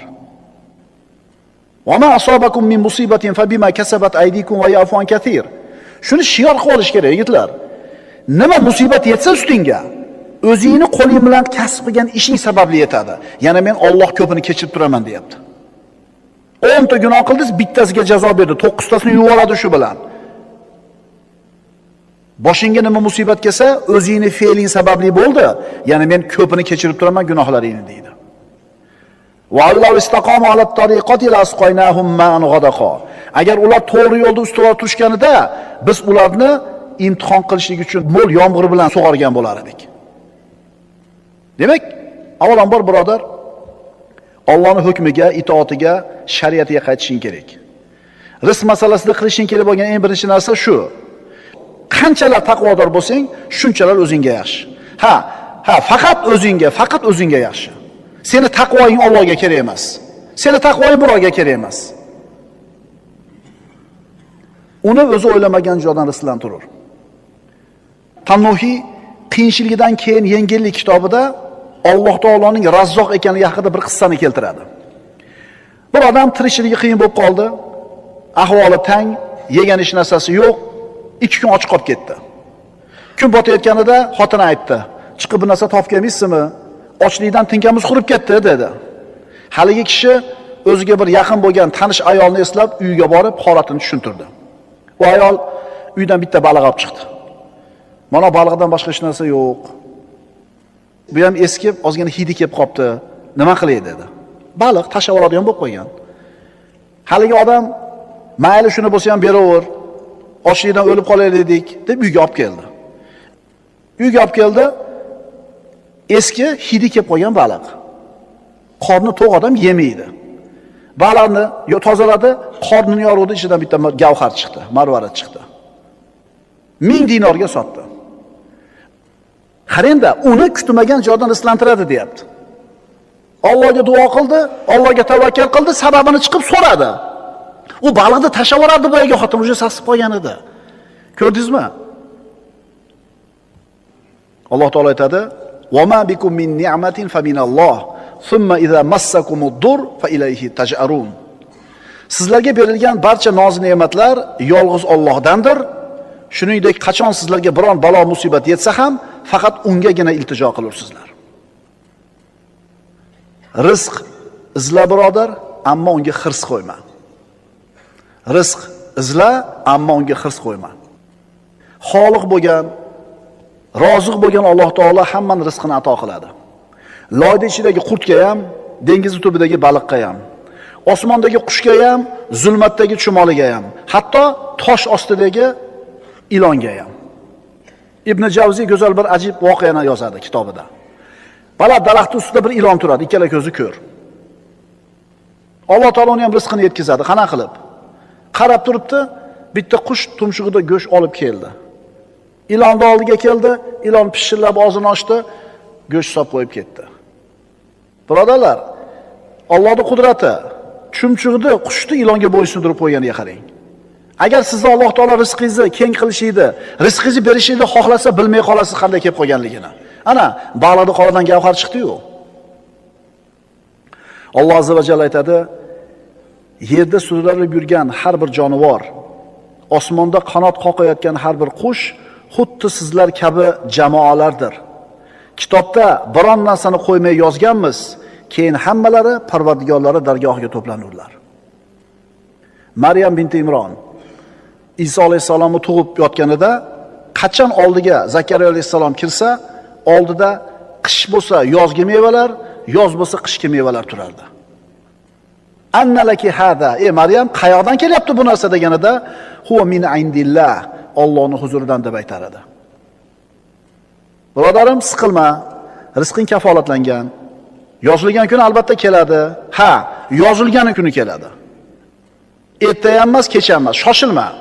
Sabablarni qil, Allohga tavakkul qil, o'ylanma. Ayrim holatlarda rizqimga sherik bo'ladi deb farzandlarini o'ldirganlar bo'lgan. Alloh taolo aytadi: "Astagfirullah, la taqtulu auladakum min imlaq, nahnu narzuqukum va iyyahum." Ikkita oyat bor. Bolalaringizni kambag'allikdan qo'rqib o'ldirmangiz. Biz sizlarni ham, ularni ham rizqini beramiz. Ikkinchi oyatda: "Va la taqtulu auladakum khashyata imlaq, nahnu narzuquhum va iyyakum. Inna qatlahum kana khit'an kabira." Ey insonlar, bolalaringizni yo'qchilikdan qo'rqib o'ldirmangizlar. Ularga ham, sizlarga ham biz o'zimiz rizq beramiz. Bitta oyatda sizlar deb rizqni otalarnikini aytdi, keyin farzandlarni aytdi. Keyingi oyatda farzandlarning rizqi birinchi aytildi, otalarning rizqi keyin aytildi. Sizning rizqingizga hech kim sherik bo'la olmaydi. Sizning rizqingizni hech kim tortib ola olmaydi. Do'koningizni tortib olishi mumkin. Ishingizdan haydab olishi mumkin. Sizni qo'lingizdan tortib olishi mumkin bo'lgan moddiy narsani tortib olishi mumkin, lekin rizqingizni hech qachon tortib ola olmaydi. Birodar, sizni haydashlik uchun xorlayotgan bo'lsa, masxara qilayotgan bo'lsa, o'zi ketib qolsin deb unijat qilayotgan bo'lsa bizning tilda, o'zingizni xor qilmang. Musulmon odam o'zini xorlashiga mumkin emas. Akaxon, olsangiz ishingizni olasiz. Rizqim Allohning zimmasida. Alloh rizqni bitta eshigini yopsa, ikkinchisini ochadi deb shunday chiqib ketasiz. Xor bo'lmanglar yigitlar. Sizlarning rizqinglar Allohning qo'lida. Uni otangiz ham ola olmaydi, eningiz ham ola olmaydi, xo'jangiz teng bo'la olmaydi. Eng ulug' xazina egasi bo'lgan Robbimiz subhanahu va taolo hammani rizqini o'zining zimmasiga olgan. Alloh taolo o'zi bunga kafil ekanmi? Nimaga g'am qilasan, birodar? Mehnat qil, sabab qil, tavakkulni qil, g'am qilma, siqilma. Chunki rizqing Allohning zimmasida. Chunki vallazi huwa yut'imuni va yasqin. Uning o'zigina meni to'ydirur va qondirur. Birodar, endi rizq haqida chindan to'g'ri e'tiqodda bo'lishni istaydigan bo'lsang, quloq sol. Nimalar qilsang rizqingda barakot bo'ladi? Nimalarga e'tibor berishing kerak? Birinchidan, rizqni ziyoda bo'lishi. Rizq ko'payib ozaymaydi. Rizq barakali bo'ladi yoki bebaraka bo'ladi. Biz rizqni ko'paytirish g'amida yashamaymiz. Biz rizqimizni barakotli bo'lishiga sabab qilish g'amida yashaymiz. Chunki kofirga ham, musulmonga ham Alloh yozgan bir rizqni u keladi. Rizq yo barakali bo'ladi, yo bebaraka bo'ladi. Baraka nima edi o'zi? Bir narsaning ustida ilohiy xayriyatni davomiy turishi. Ya'ni mana soat 10 yildan keyin ham tutib yuraveraman. Demak, barakot bor. Yoki xuddi soat 6 oyda yo'qotib qo'yaman. Suv tushib ketadi, buzilib qoladi, kuyib ketadi, mashina tayda qolib ketadi. Demak, bebaraka.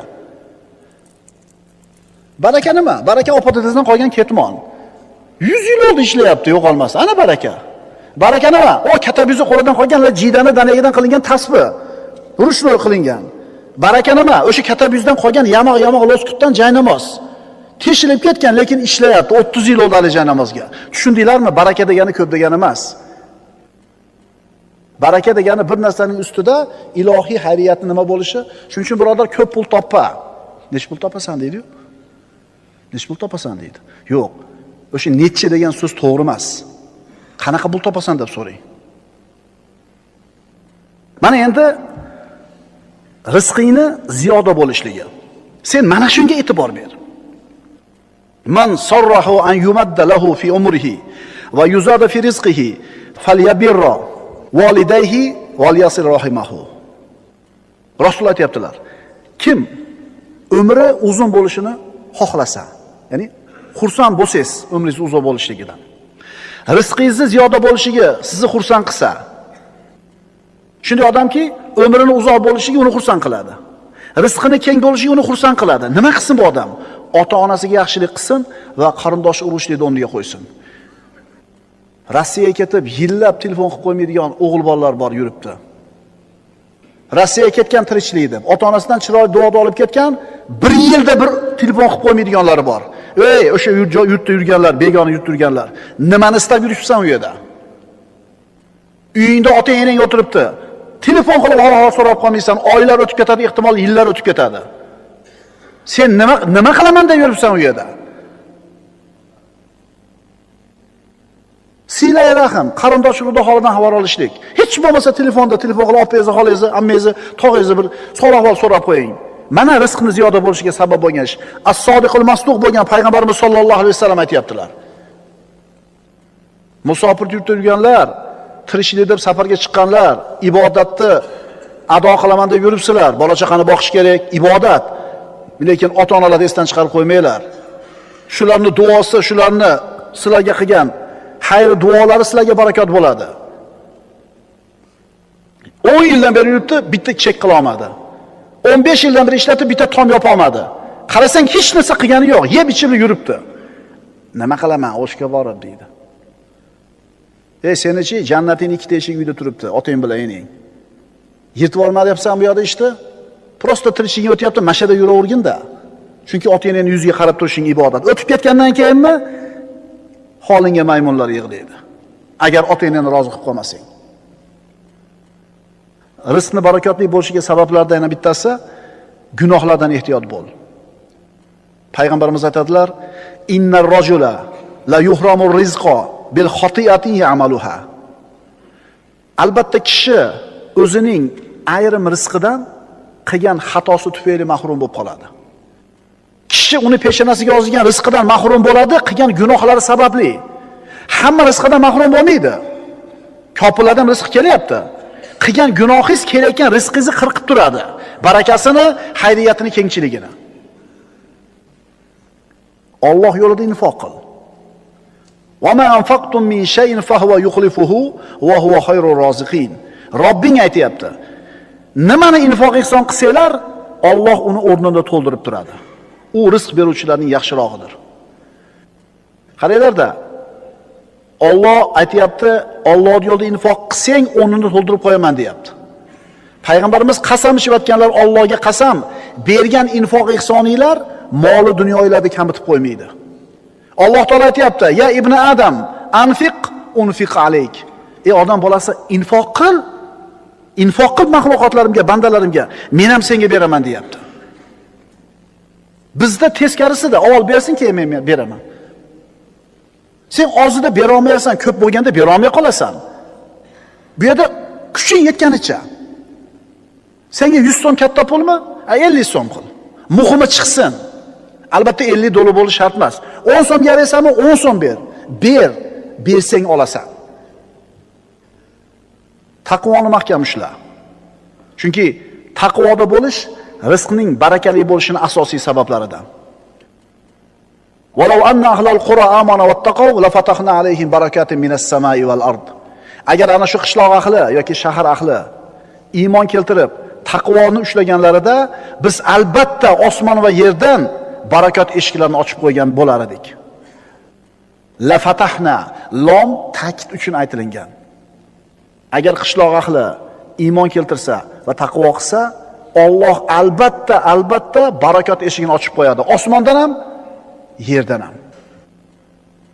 Bori shunaqa oilalar, bitta odam ishlaydi. Hayoti osoyishta. Kami ko'si yo'q. Oilalar bor, 5 ta odam ishlaydi, yetishmovchilik o'shuncha. Demak, bu yerga bitta ishlayotgan odamda Alloh taolo barakotli qilib qo'ygan topgan rizqini. O'shuning uchun nech pul topasan demanglar. Nima deylik? Qanaqa pul topasan deyish kerak. Istig'forni ko'paytir. Chunki istig'for ham rizqni keng bo'lishlik sabablaridan bittasi. Nuh alayhisolamning duosi bor-a? Faqultu astaghfiru robbakum innahu kana g'affaro. Robbilarga istig'for aytinglar, u kechiruvchi bo'lgan zot. Yursilis sama alaykum midrora. Yomg'irli bulutni jo'natadi. Yumdidkum bi amwal va banin. Sizlarni farzandlar bilan nima qiladi? Pul bilan quvvatlantiradi. Va yaj'alakum jannatin, bog'roqlarni beradi. Va yaj'alakum anharo. Sizlarga anhorlarni beradi. Istig'forni ko'paytirishlik kerak. Bekor qolsa istig'for ayting. Birodar, Alloh Razzoq bo'lgan zot. Hamma rizqini o'zining zimmasiga olgan. Seni rizqingni ham, meni rizqimni ham. Ana shu rizqni o'zi belgilagan. U belgilagandan oshib ham ketmaydi, kamayib ham ketmaydi. Birodarim, siqilma. Rizqing kafolatlangan. Yozilgan kuni keladi. Faqat yozilgan kuni keladi. Ungacha shoshilma. Erta ham emas, kech ham emas. Allohdan taqvo qil, halol bo'l, xayr sadaqalarni qodir bo'lganicha qil, siyra rahimni qoyim qil, ota-onaning xizmatida bo'l, sabablarni qil, Allohga tavakkul qil, tamom. Rizqni o'ylab siqilma. Saodatning 30-sababi uni o'zi o'ylamagan tomondan rizqlantirur. Va man yattaqillaha yaj'al lahu makhraja va yarzuqhu min haythu la yahtasib. Kim Allohdan qo'rqsa, u zot uning uchun chiqar yo'lni paydo qilur har qanday mushkuladan va uni o'zi o'ylamagan tomonidan rizqlantirur. Aqulu qawli hada va astagfirulloh li va lakum. Alloh taoloning berganiga birodar rozi bo'l. Taqsimiga rozi bo'l. Odamlarning eng baxtlisi sen bo'lasan. Chunki insonning dunyodagi saodatini g'am, tashvish, siqilish, qo'rquv yo'q qiladi. Ali ibn Abi Talib radhiyallohu anhu aytadilarki, "Ar-rido bil qadar yuzhibul hamma wal hazan." Taqdirga rozi bo'lishlik g'amni, qayg'uni, g'amni, anduhni ketkazadi. Inson g'ami bo'lmagandan keyin, tashvishi, qayg'usi bo'lmagandan keyin bu odam saodatli bo'ladi. Birinchi navbatda saodatli bo'lishing uchun demak, Alloh senga ato qilgan narsalarda hammasiga rozi bo'l. Shakli shamoiling, mol davlating, uy-joying, iqtidoring, qobiliyating. Mana shu narsadan qanoat qilsang, shu narsalarga rozi bo'lsang, sen baxtli bo'lishlikka birinchi qadamni qo'yding. Sen rozi bo'lishing ham mumkin kuningdan. Norozi bo'lishing ham mumkin. Ikkala holatda ham shu kun turibdi. Norozi bo'lsang, gunohkor bo'lasan, baxtsiz bo'lasan, rozi bo'lsang, savob olasan, saodatli bo'lasan. Alloh taolo aytadi: "Astagfirullah, faquz ma ataytuka va kun minash shakirin." Bas biz sizga ato qilgan narsani olingda, shukr qiluvchilardan bo'ling. Alloh bergan kunni ol, rozi bo'l, shukr qil. Bu Qur'onning mantig'i, Qur'onning ko'rsatmasi, Qur'onning tavsiyasi, Qur'onning xulosasi. Alloh berganda ol, shukr keltiruvchilardan bo'l, rozi bo'l. Ko'zga ko'ringan salaf solih ulamolar orasida agar qaraydigan bo'lsak, juda ko'pchiligi faqir bo'lishgan. Hashamatli uylari, qimmatbaho bir ot ulovlari, dunyo matohi xizmatkorlari bo'lmagan. Lekin shunaqa faqirona hayot kechirishgan bo'lsa ham, ular o'zlarining hayotini saodatli kechirishdi. Nima sabab? Chunki hozir biz aytayotgandek kunidan rozi edi ular. Ularni hayot haqidagi o'lchov tushunchalari to'g'ri edi. Shuning uchun ular baxtli bo'lishdi. Chunki ular o'zlarini Alloh bergan iqtidorlarini to'g'ri yo'lga yo'naltirishdi. Shuning uchun ularning umrlari ham, vaqtlari ham barakotli bo'ldi, shuning uchun saodatli bo'lishdi. Imom Navaviy 45 yil yashagan. Qoldirib ketgan ilmini qarang. Imom Shofiy 52 ga kirib o'tgan. Qoldirib ketgan ilmini qarang. Imom Buxoriy 63 yil yashagan. Qoldirib ketgan ilmini qarang. Bular Alloh bergan kunidan rozi edi va Alloh ularga bergan iqtidorni o'zini o'rniga ishlatishgan edi. Ularda o'tganiga necha yuz yillar, necha asrlar o'tgan bo'lsa ham, ismini zikr qilganimizda Alloh rahmat qilsin deb yaxshilik bilan eslayapmiz. Endi shularning asnosida, shular yashagan davrda qancha podshohlar, qancha badavlat odamlar yashadi. Ularning o'lchov tushunchasi dunyo edi. Ularni hech kim eslamadi. Birodar, mana shu muborak toifani qarshisida yana bir toifa odamlar ham bor edi. Ularga mol dunyo katta qilib berilgan edi. Ne'matlar serob qilib berilgan edi. Ammo mana shu ularning qo'lidagi katta dunyolari ularni baxtsiz bo'lishiga sabab bo'ldi. U biz aytgan salafi solihinlar qo'lida hech narsasi bo'lmasa ham baxtli yashapti. Bular mol dunyosi o'shuncha bo'lsa ham ularni baxtsiz qilib qo'yibdi bu mol dunyosi. Nima uchun? Ularning mana shu dunyoga qarashi, o'lchov tushunchasi noto'g'ri bo'lgan. Shundan bilsak bo'ladiki, dunyo matohini ko'pligi unaqa juda ham muhim narsa emas ekan. Aksincha, agar kishida iymon, e'tiqod bo'lmasa, solih amal bo'lmasa, islomiy o'lchov tushunchasi bo'lmasa, bu dunyo matohi hech narsa emasligini ko'rsatadi.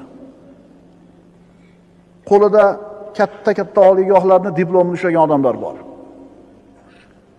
U diplomlar bilan qayerga borsa ularni tan olishadi, hurmat qilishadi, e'tirof qilishadi. Ammo ularning qo'lidagi bu diplomlari ta'siri ham o'zi ham arzimas. Chunki u diplomlarni olayotgan paytda kallasiga kirgan o'lchov tushunchalari to'g'ri emas edi. Chunki u diplomlarda iymon degan tushuncha, solih amal degan tushuncha, Alloh bergan kuniga rozi bo'lish degan tushuncha tasavvuri yo'q. Yana unaqa ilmi ko'p bo'lmagan odamlar bor, katta diplomi ham yo'q, lekin bilgan ozgina ilmini odamlarga foyda yetkazishlikka ishlatishdi. Ularning ozgina ilmi jamiyatni isloh qilishga ishladi. O'zlarini ozgina ilmini ser-suv daryoga aylantirishga oldi. Chunki ularning o'lchov tushunchalari iymoniy edi.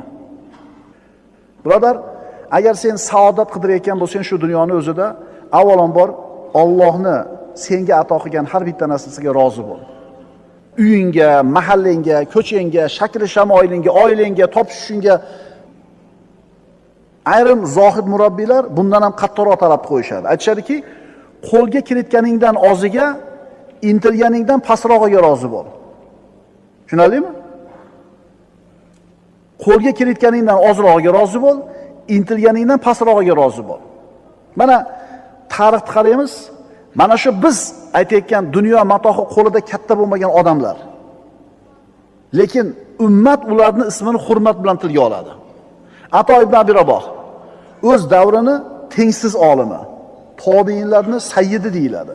Abu Bakr Siddiq sahobalarning sayyidi bo'lsa, Ato ibn Abi Raboh tobiinlarning sayyidi. Qora qul bo'lgan, burni puchuq bo'lgan, jingalak soch bo'lgan, qora qul bo'lgan.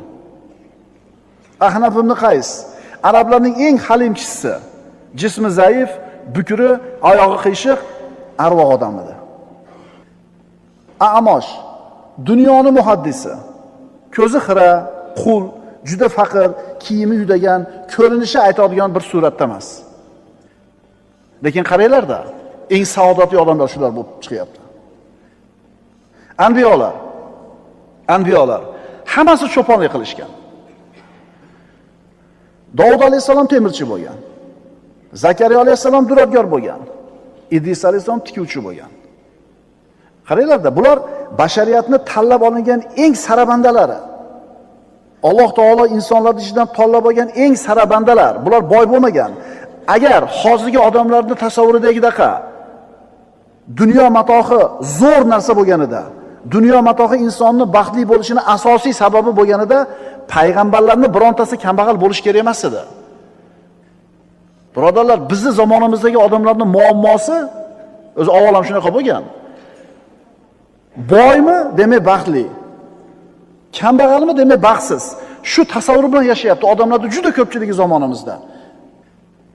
Ana shu tasavvur bilan yashayotganligi uchun bu odamlar hech qachon baxtli bo'la olmaydi. Hech qachon hayotda saodat topa olmaydi. Chunki o'lchov noto'g'rida. Alloh taolo o'zi yaxshi ko'rgan bandalarga birinchi navbatda iymonni beradi. Iymon saodatli qiladi. Solih amal saodatli qiladi. To'g'ri o'lchov tushuncha saodatli qiladi. Ha, hech kim boy bo'lma demayapti. Hech kim senga kambag'al bo'l demayapti. Lekin u boy kambag'allik maqsad emas. U taqdir. Sen maqsad qilsang, qilmasang, peshanangga boy deb yozgan bo'lsa boy bo'lasan. Maqsad qilsang, qilmasang, kambag'al deb yozgan bo'lsa kambag'al bo'lasan. Bu taqdir. Buni rozi bo'lib qabul qilish kerak, bo'ldi. Demak, birodar, seni qadr-qiymating, iqtidoring solih amaling bilan, jamiyatga foydang bilan, axloqing bilan bo'ladi. Seni qadringni shu narsalar ko'taradi, seni mana shu narsalar salohiyatli, saodatli hayot kechirishingga sabab bo'ladi. Iymon, solih amal, to'g'ri tasavvur, to'g'ri o'lchov tushuncha. Agar senga go'zallikdan tegmagan bo'lsa, mol dunyodan tegmagan bo'lsa, dunyoda kengchiligini yetmagan bo'lsa, ayoling sen aytgandek go'zal bo'lmasa, uying sen aytgandek hashamatdor bo'lmasa, qayerga borasan? Rozi bo'lmay nima qilasan? Alloh taolo aytadi: "Nahnu qasamna baynahum ma'ishatahum fil hayatid dunya." Ularning hayoti dunyodagi maishat tirikliklarini ham ularning o'rtasida o'zimiz taqsim qilganmiz. Seni shu holatda Alloh yaratdi, buni bu holatda Alloh yaratdi. Senga shuni Allohning o'zi tanlab berdi, bunga buni Allohning o'zi tanlab berdi. Allohning taqsimiga rozi bo'l. Rozi bo'lmay qayerga borasan? Qayerga borasan? Shusan, boring shu. Nimaga men falonchilar emasman? Nimaga falon mamlakatda tug'ilmaganman? Unaqa emassan sen. Qayerga borasan endi? O'sha dunyo matohi qo'lingga kelmadi. Sen shunga o'kinyapsan. Shundan xafa bo'lyapsan. Endi seni o'kintirayotgan narsani qadrini bilgin. U sen o'kinishlikka arziydigan narsami? Salaf solihinlardan bittasi boylarning qasrlari, mol davlatlari haqida shunaqa degan edi. Ular ham yeyishyapti, biz ham yeyapmiz. Ular ham ichishyapti, biz ham ichyapmiz. Ular ham ko'rishyapti, biz ham ko'ryapmiz. Ammo qiyomatda ular hisob-kitob beradi, biz hisob-kitob bermaymiz. Birodar, qiyomat kunida bilasanmi? Inson kambag'al bo'lmaganiga pushaymon yeydi. Qiyomatga borganda inson dunyoda kambag'al bo'lmaganiga pushaymon yeydi. Nima uchun? Boylarning qiyomatda hisob-kitobi og'ir bo'lganligini ko'rib turib, kambag'al xursand bo'ladi. Yaxshi ham kambag'al bo'lgan ekan, mana o'tib ketdi, oson hisob-kitobim bo'ldi deydi. Sulaymon ibn Davud payg'ambarning o'g'li bo'lgan payg'ambar, hamma payg'ambarlar jannatga kirib ketganlaridan keyin 40 yildan keyin kiradi jannatga. Nima uchun? Moli dunyoning kattaligi, hisob-kitobning uzoq va og'ir bo'lganligidan. Kiradi oxirida, lekin 40 yil o'tadi. Shuning uchun qo'lingga dunyo matohi katta kelmagan bo'lsa siqilma. Bu seni Alloh yomon ko'rganligini belgisi emas. Astagfirullah.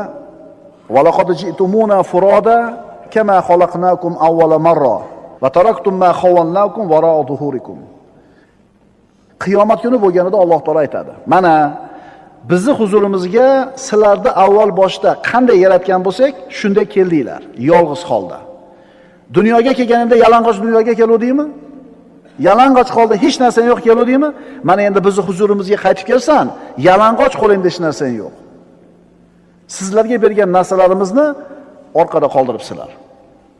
Shuning uchun birodar, Allohning huzuriga qurg'u borasan. Iymoning, solih amaling bilan faqat. Demak, birinchi qoidamiz, inson dunyoda saodatli bo'lishi uchun Allohning taqsimiga, taqdiriga rozi bo'lishligi kerak. Rozilik baxt. Inson rozi bo'lishi qiyinda. Rasululloh aytganlaridek, insonga bir vodiy oltin berilsa, yana ikkinchisini orzu qiladi. Qancha pul bo'lsa yetadi deb o'ylaysan hozir? 1 million dollar bo'lsa yetadi deysan. To'g'rimi? Chakana pulmi u? Shu bilan baxtli bo'laman deb o'ylayapsanmi? Yo'q, birodar. Endi 400 dollarlik telefon tuta olmaysan endi. Orzu havasni trubasini diametri kengayib qoldi.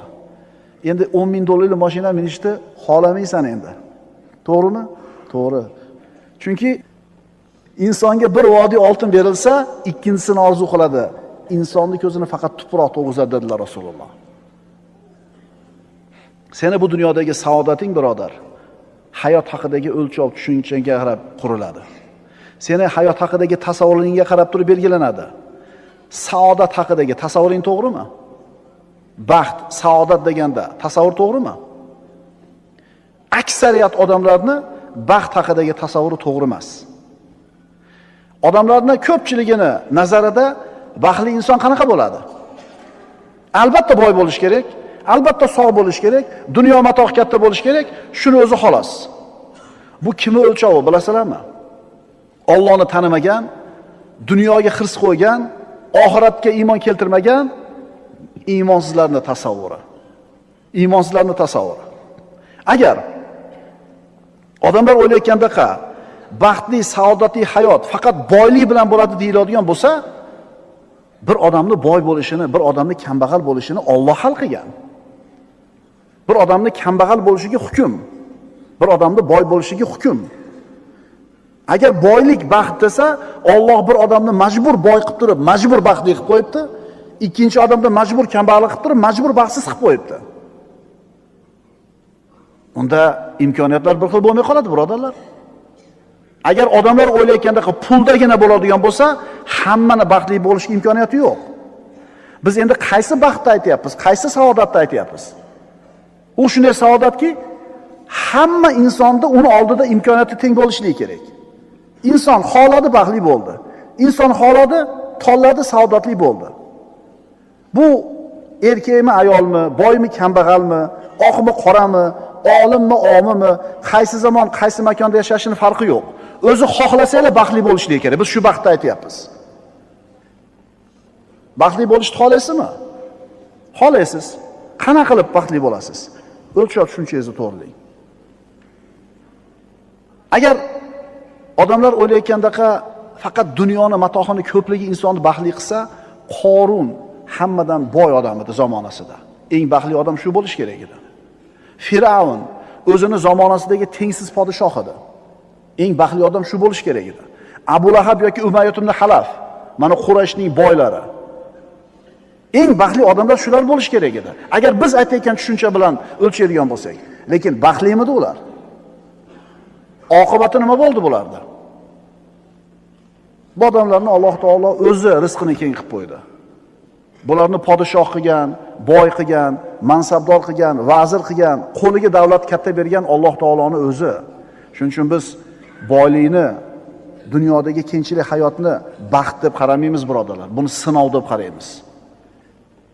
Birodarlar, boylik mukofot emas. Kambag'allik jazo emas. Boylik Allohning bergan mukofoti emas. Kambag'allik Allohning bergan jazosi emas. Bandalarim, berganim mukofot, man qilganim jazo emas. Berganim sinov, man qilganim shifo. Agar qo'lida dunyosi yo'q odamni baxtsiz desak, Iso alayhissalom baxtsiz ekanda. Allohni tanlab bo'lgan Iso alayhissalom ustidagi yaxtagidan boshqa hech narsasi yo'q edi. Agar baxtni biz dunyo matohida deydigan bo'lsak, Iso alayhissalom eng baxtsiz odam bo'lish kerak bo'lib qoladi. Payg'ambar, birodarlar, eng baxtli odam bu inson. Yoki Muhammad Mustafa sallallohu alayhi vasallam. U zotga podshoh payg'ambar bo'lishlik yoki faqir payg'ambar bo'lishlik ixtiyori berilganida payg'ambarimiz ikkinchisini tanlaganlar. Agar boy bo'lishlik saodatni ayni o'zi bo'lganida Rasululloh kambag'al bo'larmidilar? 2 kun qorni to'yib, oppoq yumshoq non yemaganlar Rasululloh. Qiyinchilikda hammasini ko'targanlar Rasululloh. Faqirona hayotni ixtiyor qilganlar va faqirlarni yaxshi ko'rishlik bilan rizqlantirgin meni deb duo qilganlar. Shuning uchun bilib olaylik. Biz o'lchov tushunchani to'g'rilab olaylik. Xudoga yoqqan joyi borki, zuvolasini aytolmaysizlarmi? Qanaqa olgan zuvolasini? Xudoga yoqqan joyi borki, shuning uchun zuvolasini katta olgan. Xudoga yoqqan odamni, birodarlar, iymonini, solih amalini, o'lchov tushunchasini, zuvolasini katta oladi. Ma'qulmi? Demak, haqiqiy saodat, biz aytayotgan haqiqiy saodat boylik, mansab, dunyo matohini ko'p bo'lishi yo oz bo'lishi bilan belgilanmaydi. Islomiy tasavvurdagi saodat, haqiqiy baxt iymon, solih amal va to'g'ri o'lchov tushuncha. Ko'pchilik odamni saodat haqidagi tasavvuri noto'g'ri. Baxt nima deb so'rasangiz, odamlar shu dunyo matohidan nimaga yeta olmayotgan bo'lsa, shunga erishishlikni baxt deydi. Qaytarib aytaman. Baxt nima desangiz, dunyo matohidan kimga nima yetmayotgan bo'lsa, shunga yetishlikni baxt deydi. Kambag'al boyligini baxt deydi. Kasal odam sog'ligini baxt deydi. Befarzand odam farzandni baxt deydi. Uysiz odam uyini baxt deydi. Bo'ydoq odam qarab turinglar, mana dunyo matohida kimi qo'lida nima yo'q bo'lsa, dunyo matohidan shunga erishishlikni baxt deb o'ylayapti. O'zi asli haqiqiy saodat oxiratda bo'ladi. Alloh taolo aytadi: "Fa ammalladina shaqu fa finnar." Haqiqiy baxtsiz insonlar oxiratda jahannamda bo'ladi. Va ammalladina su'idu fa fil janna. Haqiqiy baxtli odamlar jannatda bo'ladi. Bu oxiratdagisi. Biz dunyodagisini aytyapmiz. Dunyodagisi. Baxt nimada, saodat nimada? Qo'lingga katta mablag' kelib tushdi. Yangi mashina sotib olding. Yangi uy sotib olding. Uylanding. O'zingni baxtiyor his qilasanmi? His qilasan. To'g'rimi shu? To'g'ri. Bu qanaqa baxt? Birodar, bu baxt emas. Bu xursandchilik. Xursandchilik vaqtincha bo'ladi. Baxt doimiy bo'ladi. Yangi telefon oldingiz, 10-chini. Bir hafta baxtli bo'lasiz. Keyin o'rganib qolasiz. Demak, baxt emas bu. Bu xursandchilik deyiladi. Baxt vaqtinchalik bo'lmaydi. Xursandchilik lahzadir, rozilik esa hayotdir. Xursandchilik lahzadir, baxt esa hayotdir. O'sha eng baxtiqaro odamda ham hayotda xursandchilik kunlari bo'ladi, lekin baxt deyilmaydi u. Xursandchilik deyiladi. Qarang. Bu dunyoni matohi qo'lingizga kelib tushishi bilan sizni qalbingizda paydo bo'lgan xursandchilik sizga vaqtinchalik saodat shuurini beradi. Qaytaraman. Mana shu dunyoni matohi qo'lingizga kelishi sababli paydo bo'lgan qalbingizdagi xursandchilik sizga vaqtincha saodat shuurini beradi. Lekin haqiqiy saodat vaqtincha bo'lmaydi. U doimiy bo'ladi. Mashina oldingiz. Endi baxtlisiz. Mashinangiz bor. Necha kun baxtlisiz? Bir hafta, 10 kun. Keyin ko'nikib qolasiz. Tamom. Saodat shuuri tugadimi? Tugadi. Uyingiz yo'q edi. Uyli bo'ldingiz. Endi eng baxtli kishisiz siz. Uyingiz bor. Keyinchi ko'nikib qolasiz. Tamom. Saodat shuuri tugadi. Boyroq edingiz. Uylandingiz. Endi eng baxtli kishisiz. Endi xotiningiz bor. Necha kun baxtlisiz? Tugadimi shu bilan vaqtingiz? Tugadimi 40 kundan keyin baxt? Ana, keyin ko'nikib qolasiz. Qaytaramiz. Demak, dunyo matohidan sizni qo'lingizga bir narsa keldi, sizni quvontirdi. Bu xursandchilik, bu saodat emas hali. Chunki xursandchilik vaqtinchalik bo'ladi, saodat doimiy bo'ladi. Tushunarlimi? Mana doim sizni xursand qiladigan narsa nima? Doim u bilan quvonib yurasiz, xursand bo'lib. Namozingiz. Ertaman turasiz, la ilaha illalloh Muhammad rasululloh deysiz, quvonasiz. Bu bundan zerikmi? Demak, mana shu baxt. Tushunarlimi? Xulosa, dunyo matohiga bog'langan quvonch vaqtinchalik saodat shuurini beradi, keyin unga ko'nikib qoladi.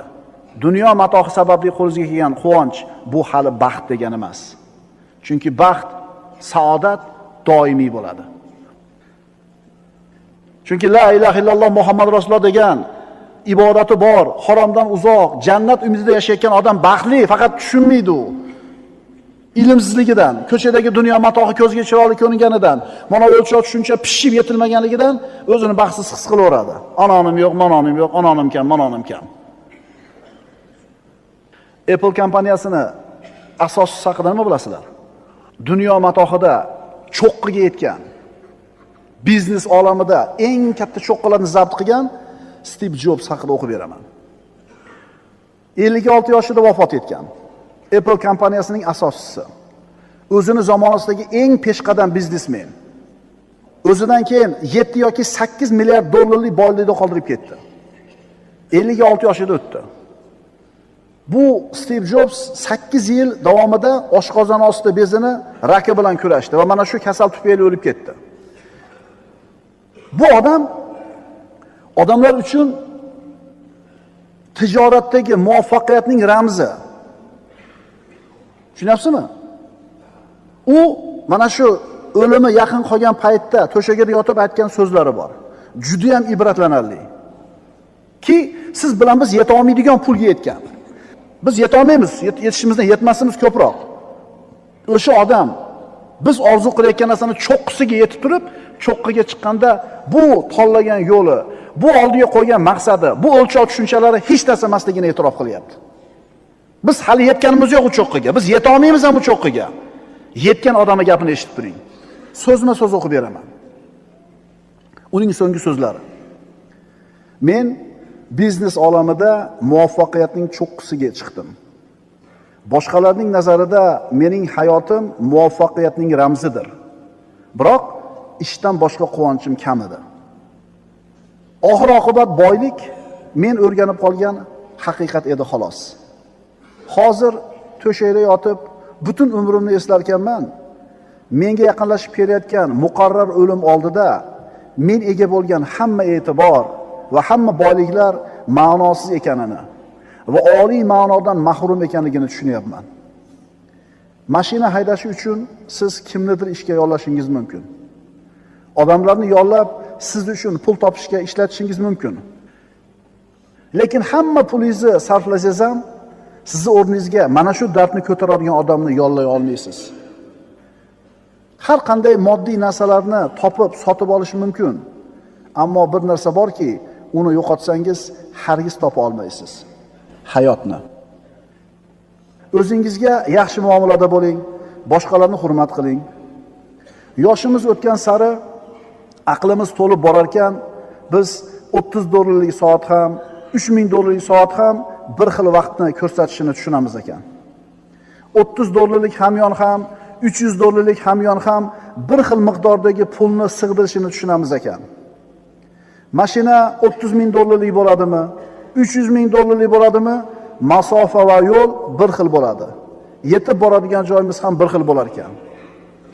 Uyingiz 300 kvadratlikmi, 3000 kvadratlikmi, unda bir xil yolg'iz bo'lasiz. Sizning haqiqiy ichki baxtingiz dunyoning moddiy narsalardan kelib chiqmaydi.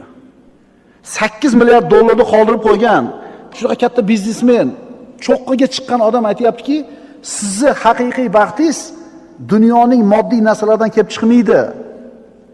O'sha puling bo'lsa ham baxtli bo'lmaysan ekan deyapti. Bizning u pulni 10dan biri ham 100dan biri ham yo'q. Lekin shuni orqasidan yugurib yuribmiz. Yetganlar aytayapti bo'lmas ekan baxt deb. Agar samolyotning biznes klassida uchayotgan bo'lsangiz ham, ekonom klassida uchayotgan bo'lsangiz ham, samolyot yerga qulasa bir xil tushasiz. Meni tushunyapsiz degan umiddaman. Agar do'stlaringiz bor bo'lsa yoki siz dildan suhbat qilishingiz mumkin bo'lgan odamlaringiz bor bo'lsa, bu haqiqiy baxtdir. Steve Jobs davom etadi. Inkor etilmaydigan haqiqatlar. Bolalaringizni boy qilib tarbiyalamanglar. Ularni baxtli bo'lishi uchun tarbiya qilinglar. Shunda ular ulg'ayganlarida narsalarning qadrini bilishadi, ularning narxini emas. Ovqatni doridek iste'mol qilinglar. Aks holda dorini ovqatdagi iste'mol qilishga to'g'ri keladi. Sizni yaxshi ko'radigan insonlar sizni tashlab ketishlikka 100 ta sababni ko'rib tursa ham, sizni oldingizda qolishlikka bitta sababni topishadi. Inson bo'lish bilan insoniy bo'lish orasida katta farq bor. Agar siz tez ketishni xohlasangiz, yolg'iz yuring. Agar uzoqroqqa borishni xohlasangiz, do'stlaringiz bilan birga yuring. Dunyodagi eng yaxshi 6 ta tabib: quyosh nuri, dam olish, sport mashg'ulotlari, parhez, o'zingga ishonch, do'stlar. Steve Jobsning so'zi tugadi. Odamlarni orzu qilgan narsalarni hammasiga erishgan odamning oxirgi so'zlari. Haqiqatan so'zlari to'g'ri, ma'noli, ta'sirli. Ammo bitta narsa yetmayapti bu nasihatda. Uni nasihatda bitta narsa yetishmayapti. Nima u? Allohga bo'lgan iymon gapirilmayapti. O'shuning uchun bu odam baxtsiz bo'ldi. Shunaqa katta boylikka, shunaqa katta obro' hurmatga erishgan odam iymonni gapirmaganligi uchun baxtsiz bo'ldi. Shuning uchun haqiqiy saodatning birinchi va asosiy muhim sababi nima? Allohga bo'lgan iymon, undan keyin solih amal, undan keyin o'lchov tushunchani to'g'ri bo'lishligi.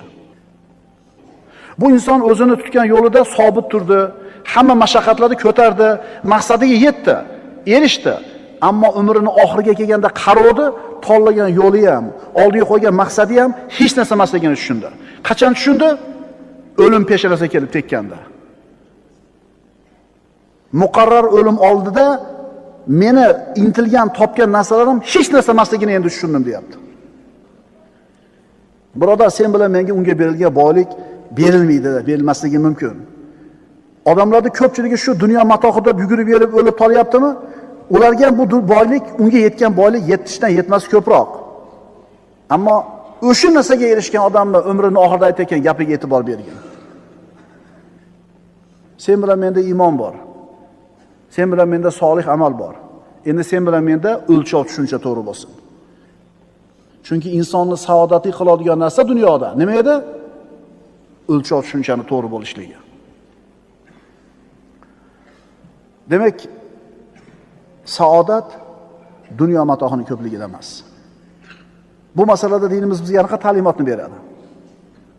Inson saodatli bo'lish uchun Allohning taqdiriga rozi bo'lish kerak. Hamma narsaga ega inson saodatli emas. Bor narsasiga qanoat qilgan inson saodatli. Hamma narsani qo'lga kiritgan odam baxtli emas. Bor narsasiga qanoat qilgan odam saodatli. Rozi inson, kunidan, hayotidan rozi inson hargiz xarob bo'lmaydi. Dunyodagi ko'p odamlar saodatni qidiradi-yu, ammo qanoat degan sifatni unutib qo'yadi. Odamlar saodatni qidiradi-yu, ana shu saodatning asosi bo'lgan qanoat degan sifatni unutib qo'yadi. Qanoat qil, saodat topasan. Agar mana shu tushuncha bilan yashasakchi, hammamiz saodatli bo'lamiz. Hammamiz imkoniyatimiz bor. Faqat qanoat qilaylik, rozi bo'laylik. Ali ibn Abi Talib aytganlaridek, ar-rido bil qadar yudhibul hamma wal hasan. Qadarga, taqdirga rozi bo'lishlik g'am qayg'uni ketkazadi, binobarin saodat olib keladi. Kim Allohning ato qilgan taqsimiga rozi bo'lsa, Alloh berganini keng qiladi, barakali qiladi. Kim Alloh unga ato qilgan narsaga rozi bo'lmasa, unga uni keng qilmaydi va barakali qilmaydi. Nahnu qasamna baynahum ma'ishatahum fil hayati dunya. Ularning hayoti, dunyodagi maishat tirikliklarini ham ularning o'rtasida biz taqsim qilganmiz. Norozilik taqdirni o'zgartirib qo'ymaydi. Norozilik taqdirni o'zgartirib qo'ymaydi. Payg'ambarimiz sollallohu alayhi vasallam Toifdan toshbo'ron bo'lib qaytganlarida rozi ekanligini aytdilar, saodatli bo'ldilar. Bilol ibn Rabohni olib chiqib azoblashganida kunidan roziligini aytdi, baxtli bo'ldi. Sen ham birodar, Allohning taqdiriga rozi bo'l, eng baxtli inson bo'lasan. Taqdiringga rozi bo'l degani hech narsa qilmasdan o'tiraver degani emas. Juda muhim joyi. Taqdiringga rozi bo'l degani hech narsa qilmasdan o'tiraver degani emas. Ha, musulmonda kambag'al bo'lgandan boy bo'lgani yaxshi. Payg'ambarimiz kambag'allikdan panoh tilaganlar. Musulmon odamni kasal bo'lgandan sog' bo'lgani yaxshi, zaif bo'lgandan quvvatli bo'lgani yaxshi. Biz nima demoqchimiz taqdiringga rozi bo'l deyishlik bilan? Qo'lingdan kelganicha turmushingni yaxshi tomonga o'zgartirishga harakat qil. Sog'lom bo'lishga harakat qil, badavlat bo'lishga harakat qil. Hamma sababni qil, undan keyin nima bo'lsa shunisiga rozi bo'l deyapmiz. Loqaydlikka, harakatsizlikka, yalqonlikka chaqirayotganimiz yo'q. Sen mehnatni zo'r qil, natijaga rozi bo'laver degani. Tushunarlimi? Odamlar kunidan rozi bo'lsa, keyin saodat topadi. Endi savol. Hamma kunidan rozimi? Yo'q.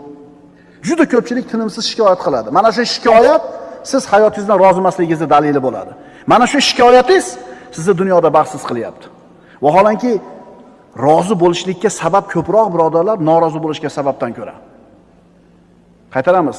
Hayotingizdan norozi bo'lishlikka sabab 4 ta bo'lsa, hayotingizdan rozi bo'lishlikka sabab 40 ta. Faqat qarashni bilmaysizda qaysi tomonga. Dunyo ishlarida sizdan ko'ra holi xarobroq odamga qarang. Oxirat ishida sizdan yuqoriroq bo'lgan odamga qarang. Mana sizga baxtli formulasi. Dunyo matohi, tirikchilik masalasida sizdan holi xarobroq odam bor. Unga qarang-da, kuningizga shukr qilasiz, rozi bo'lasiz, baxtli bo'lasiz. Oxirat ishlarida sizdan ko'ra ulug'roq amalga qodir bo'layotganlar bor. Ularga qarang. Bizda teskarisi bo'lib qolgan. Dunyo ishida bizdan balandga qaraymiz, o'zimizdan boyot badavlat odamlarga, oxirat ishida o'zimizdan xarob odamga qaraymizda, noroziligimiz bilan baxtsiz bo'lib turaveramiz. Maoshing ozmi? Ishsiz yurganlar bor. Uying tormi? Uysiz yurgan, ko'chada qolganlar bor. Bitta oyog'ing sindimi? Ikkala oyog'i ishlamayotganlar bor. Arabada o'tirasan yura olmasdan, komada yotganlar bor. Qaraginda, dunyoda sendan ko'ra holi xarobroq bo'lgan, dunyo matohida holi xarob bo'lganlar bor. Unga qara shukr keltirmay ilojing yo'q. Ammo oxirat ishlarida o'zingdan baland bo'lgan odamga qara. Avvalom bir o'zimizni o'lchov tushunchamizni tuzataylik va oilalarimizni o'lchov tushunchasini tuzataylik. Bolalarni boy bo'lishga o'rgatmaylik. Chunki boy kambag'al bo'lishlik taqdir masalasi.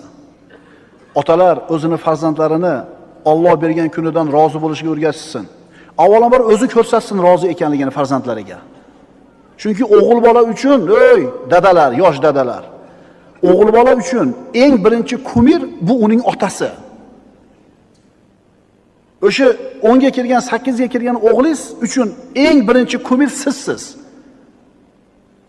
Siz o'zingiz hayotingizdan rozi ekanligingizni ko'rsating oilangizga, farzandlaringizga, ayollaringizga.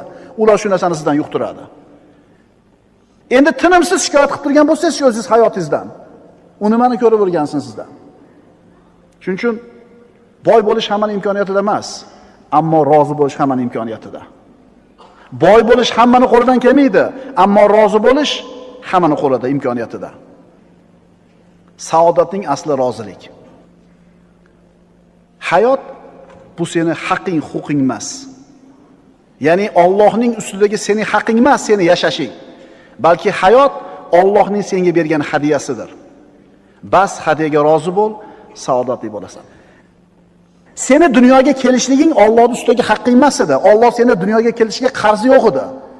Dunyoga keldingmi? Allohning hadiyasi bu. Hadiyani qabul qil, rozi bo'l. Hayot Allohning senga bergan nimasi? Hadiyasi. Hadiyani qabul qil. Hadiyani qabul qilib nima qil?